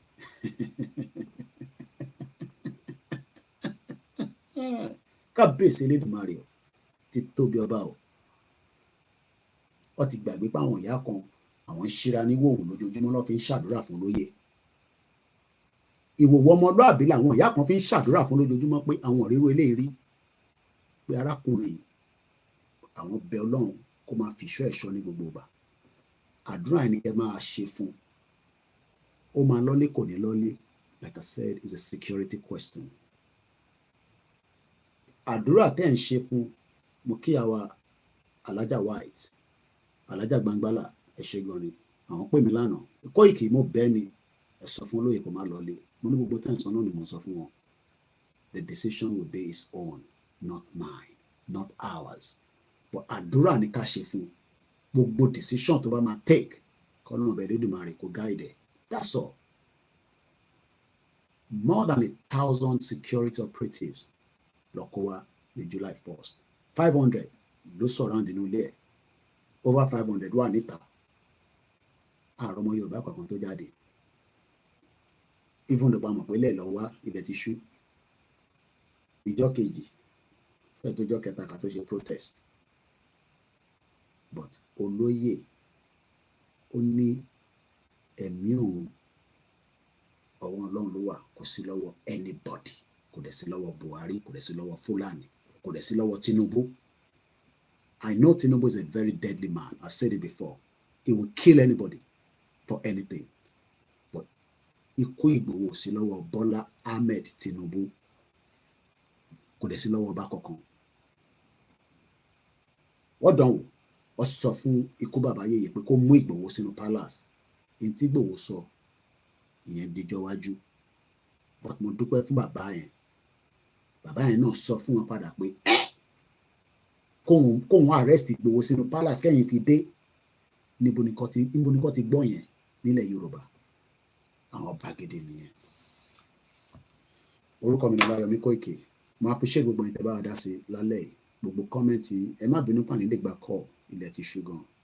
Eléyìí tí mo sọ gan ìyàwó mi gan akọ máa ti gbà ká mọ́ ni. Mass B mo kẹ́ dáadáa. Bàbá wa Òkèṣọlá Olúwafẹ́mi mo kì í. Easy Dollar ti gbowó ṣá.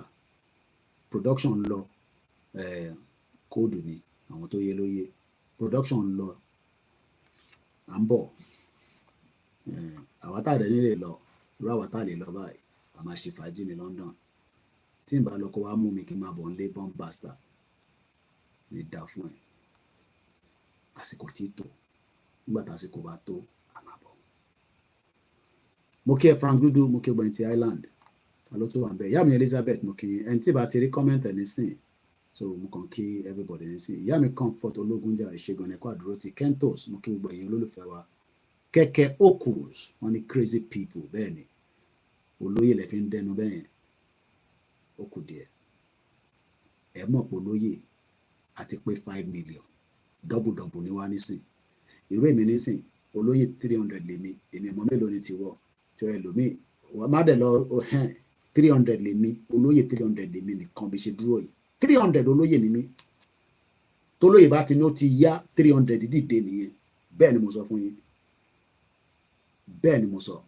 Ìwọ tó bá jẹ́ pé ọkàn nìyẹn ibi tó lókàlùkù bá lè jẹ́ àwọn kan kẹrì àṣàlẹ̀ yìí máa wà ẹ̀kọ́ máa ṣàdúrà ni.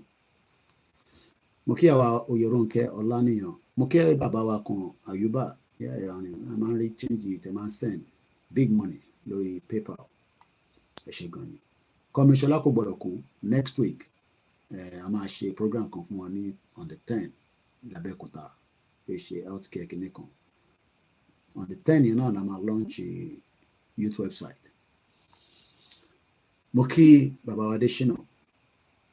Mr. Koiki, even if they pay tax in Nigeria, a person like that stupid Beto Edu will use it for clubbing and party around. Ṣé mo kún wà tó stage kan mọ́ láti yọ kúrò lórí status mi ìdádé kan sọ pé Koiki ṣé òun epo like Beto Edu ojoojúmọ́ ló máa fi sórí status ẹ̀ mo yà fi ṣe mọ́. Kọ́mọ́ ni Koiki ojoojúmọ́ ló máa fi ṣe that's just a joke apart. Mo kí àwa Ògúnnífìkì ìyá mi mo jáde sàn mo rí yín bẹ́ẹ̀. Mo kí ẹ̀yin silent listeners. Wàhálà sọ fún mi pé bàbá kan máa ń gbọ́ mi pé bọ̀tún comment top construction housing manager ni wọ́n ní UK. Mo kí yẹn ṣe gan ni sá. Mo kẹ́yìn tẹ̀sẹ̀ ń dé o ẹ̀yin jápa àjọ wà ń lò yìí ni oníwèé máa kí wọn dẹ́rù bẹ̀ pé mi máa san tó máa ṣe fún ẹ ń ṣe yan sọ̀rọ̀ social media gbogbo àjọ nílùú yìí ni 15 years ló tẹ́kì mi tó gbà wé mi wọ́n lè máa ní kó lọ́ máa sign o ìyẹn ṣe big deal èmi náà ti sign rè máa kí wọn dẹ́rù bẹ̀ àjọ nílùú yìí ni tó bá ti wọlé tó sọ pé òòlọ́ náà nìyẹn àtẹ̀pà síbi òye you get me àwọn àṣẹ you get me brother mi tó sọ mí títí ó ti pè mí ó ní Mr. Koiki ó dúpẹ́ lọ́wọ́ mi mo ní kílẹ̀ ń dúpẹ́ fún ara ṣẹ́ tí mo gbowó lọ́wọ́ yín ni èmi mò ń ṣe lọ́ọ̀yà consultant ni consultancy mo ti sanwó ní ìdí nìkan fún mi lówó àjọ máa gbé ìlú yìí kódà mo ń sọ fún ìyàwó yìí wọ́n máa tún gbádùn jẹ mí lọ because wọ́n ti ń fún lówó ń gbowó díẹ̀díẹ̀ ìlú yìí dùn gan Ọlọ́run London la aba tó be say London la wa I feel all right jẹ turkey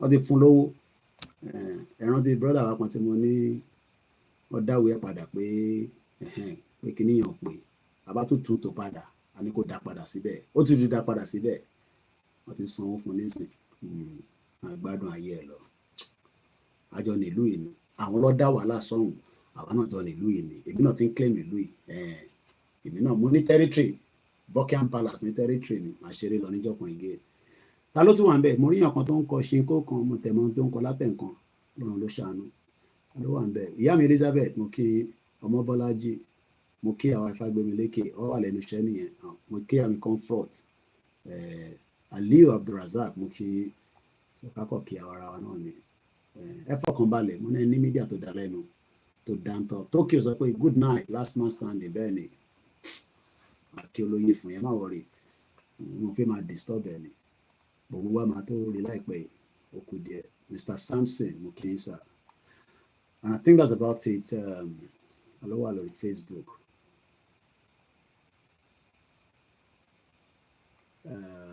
what do you want home to do you want to kidnap us abi enjoy your Promax ẹ̀yin ló kàn ta ló ní ká máa bọ̀ ọ́n lẹ́ má dá wọn lóhùn àwa sílé ilé kọ́ ilé ni ẹ̀jẹ̀ ra jókòó sí rí báyìí kí n máa gbádùn ayé kí n máa tẹ̀ sí DSS àti gbogbo wọn lójú Buhari ò rẹ̀ kúkú sí bẹ́ẹ̀ mọ́ Tinubu ò rẹ̀ ní kọ́ wá kidnap mi èèyàn dáadáa ní Tinubu mo kíyàwó Àrínọlá mo máa láìkí irun tẹ́ ṣe ìkẹ́ Yorùbá ló ní irun lọ́wọ́ gbogbo ẹ̀ máa ń dùn ní àwọn sisters ọ̀tá bá di irun tán ẹ̀ ṣe gan ni mo kí tolótú wa ń bẹ́ẹ̀. Allen Kondi ó ní anyone who insult Professor Banji Akintoye is working for politicians of Fulani terrorists wọ́n máa pọ̀ London gan mo kí ẹ̀yin tọ́jà ọ̀dàn àwọn 2x2 lórí irọ́ mo kí brother mi Wálé Àlè mo kí àjà kò sí jà láàrin gbogbo wa mo máa wá bẹ́ẹ̀ lẹ́yìn kankan ìyá mi Dúpẹ́ Agboola ẹ ṣé gan ni thanks so much ta ló tún wà ń bẹ̀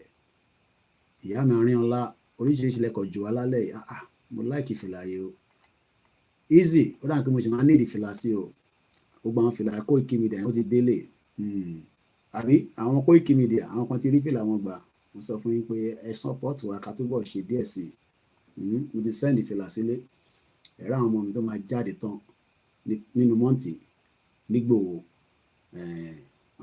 á jáde tán dáadáa pẹ̀lú àwọn mídíà tó kù mo kí Alájà Ẹlẹ́hà ìyá wa Amdala mo kí ẹni tí ìbá ti dàrú kẹ má fi ṣèbínú Mr. Ahmed Jamil Adékúnlé wọ́n ní Nigeria cannot be fixed o our best solution is Yoruba nation kí ló dé ok mo mọ tí mo ṣe pẹ̀lú bákin ní ẹ̀ńtàn tẹ́ bá type Tinubu máa ń àìdẹ ọmọ olódò ọdẹ Simon Adébísí ẹ̀gbọ́n mi dáadáa mo kí wọ́n ní Tinubu is definitely not the problem bẹ́ẹ̀ ni it's just that ní tí Tinubu bá ń lẹ̀ kó dáa rárá ta ló tún wà nílé ń bẹ̀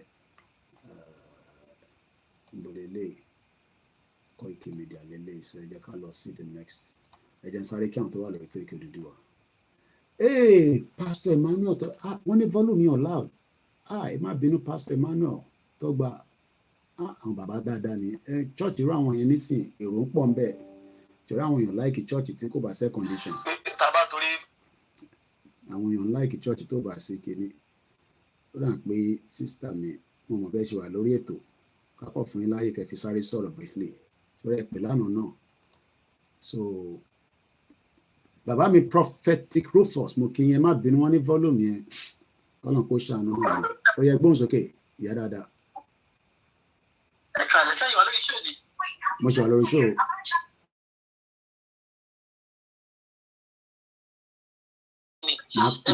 màá pè yín.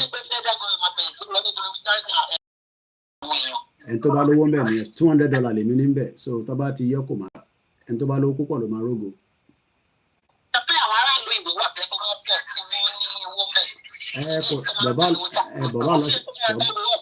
báwo lọ ṣe wá fi gbà jáde problem tó wà ń bẹ̀ nìyẹn àfi tó bá mọ bank manager báwo lọ ṣe fi gbowó wọn jáde báyìí kọ́ tètè transfer.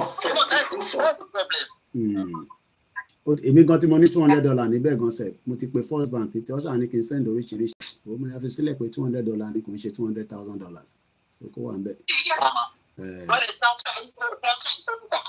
kò lè lọ sẹ́ kò kò lọ bẹ́ẹ̀ èyí pé mo tí ṣe wọ́n ní mo láti ṣe ID verification kankan so I haven't done that so I didn't bother.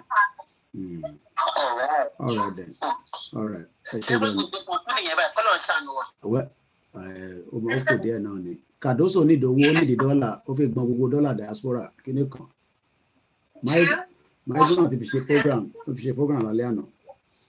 All right, ẹ jẹ́ n fi sílẹ̀ kí wọ́n ṣe wà lórí program so ẹ jẹ́ n parí program I sọ̀rọ̀ later. All right my sister, thanks so much. Ó dàrọ̀. So ìtẹ́ ní dọ́là nínú kíní èmi ò ní dọ́là tó pọ̀ $200 ní Princess D Adekoya mo fi tọ̀wọ̀tọ̀ dárúkọ yín mà. So thank you so much everyone. Simple Rahim mo kí yín mo kí ẹgbẹ́ ìtẹ́wà lórí Instagram. Thank you so much. Ìyàwó Tóyìn 2013 bàbá wa Délára wọ́n ní mọ̀jà mọ̀sálà fi mọ̀ bẹ́ẹ̀ ni má dà wọ́n lóhùn ẹ fẹ́ kí n bá ogun lọ ni a ní mọ̀sá lọ London náà ó hàn pé mọ̀jà mọ̀sálà fi máa kí n kọjú mọ̀jà ẹni tó bá mọ̀jà tó bá tún mọ̀sá àbọ̀gùn lọ àwọ̀dẹ̀ fi bógun lọ torí táwa ti bógun lọ tálẹ̀ mi máa gbádùn báyìí bóyìnbó ṣe ń gbádùn sìgá at least olúkálukú ló ní bóyá ń ṣe program tiẹ̀ so mo kí bàbá wa olúwa bá ń wò ó Eshigoni. One of those under Lagbaja are the Fulanis of Boko Haram. Majority of those you call Nigerian soldiers, they are those Buhari call repentant Boko Haram. Iguola Yamuki, Abami Lukman Olaide, Mr. Gani Oguns, and I think that's about it. I think Bawa Daroko and Mafi Shibinora. Gbogbo yín pátápátá la nífẹ̀ẹ́. Ẹ̀yin tẹ́ wà lórí Twitter. Thank you so much. One love, one love. Bí àṣà Òṣànlá. And one love, one love, one love. And on that note, it's another weekend. Enjoy it. First Sunday this weekend. And also, yesterday was Friday. Jimo Oloyin. Moki sister mi Titi Lola Shaw. Gbogbo ẹni tẹ́ fẹ́ support wa. Tabari 500 people, $1, £1 every week. It will go a long way. We have a lot to do. Àwa ti prepare ìgbowó. Àwọn team mi ti ready. Wọ́n fẹ́ fún yín ní broadcast ẹ̀mí wa gbádùn. Ní miss anything tó lè lọ́lé. Ẹ dúró lórí Koikimedia. Ẹ gbádùn dáadáa. Àti upgrade gbogbo nǹkan tẹ́ ká upgrade. But I need owó díẹ̀ sí ká lè. Ẹ̀yin tẹ́ fẹ́ fún wa ní fóònù tuntun àbí second hand ẹ jẹ́ ká tètè rí gbà ká lè rí lò fún Ìgbòhódé. A máa ní power bank gbogbo ẹ̀ náà la fi rà. Kò yẹ yín. Because àfi máa wo fídíò tó máa glitch níjọ́ yẹn. Ṣùgbọ́n àwa tèmi náà ní lọ́lé. Mo gbọ́dọ̀ máa rí gbogbo tó ń lọ. Máa monitor. Ó yá gbé kámẹ́rà yẹn lọ bẹ́ẹ̀ gbé lọ bẹ́ẹ̀. So mo dẹ̀ pé world media ọmọ olúkà gbogbo home based media everybody ló ń bọ̀. So it's gonna be an interesting day. Gbogbo ẹni tẹ́lẹ̀ wà concern nípa security. Everything is under control. That's Shedumari. And on that note, Oranyola Masun, good night, everybody. My name is OLAYOMI KOIKI, and everybody call me Koikimedia. Koko Media. Oríṣiríṣi làwọn ọmọ mi máa ń pè mí Koko Media, but it is called Koikimedia. Ọmọ Ìjẹ̀bú Òde, and we always finish the job. Àwọn ń ṣe halfway job. Ẹ lọ bẹ̀rẹ̀ nǹkan tá a ṣe fún British. Àwa la dè wọ́n mọ́lẹ̀ nígbà tó fi gba ọ̀dọ̀ wa kọjá. Mo kí ìyá tó bí mi lọ́mọ, mo kí ìyàwó mi, mo kí àwọn ọmọ òde wa. Ó dàárọ̀. Eunice Ochechi, mo ní tí bá ti wá Canada, àṣẹ ọbẹ̀ yẹn, ìmọ̀ àti baálé rẹ̀ àjọjẹ́. Thank you so much.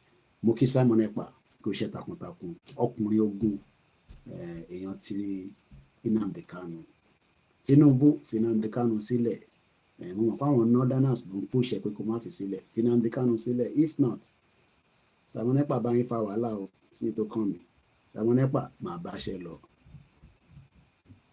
Ọmọ ọdọ.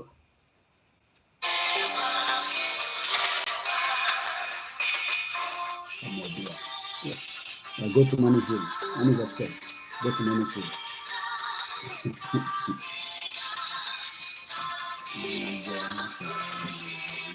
Ìgbàgbọ́ àdájú láti bẹ̀rù àṣìṣe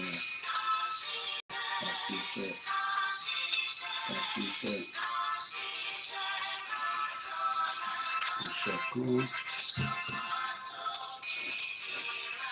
ìkẹjẹ ìtẹ̀síwájú ọ̀rọ̀ ìlànà Nàìjíríà.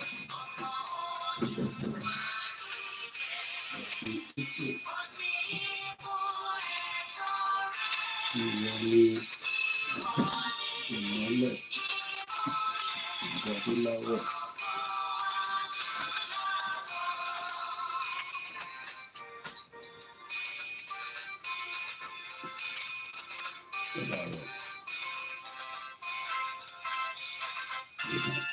the locker, I'm so what I have to go now. Bye for now.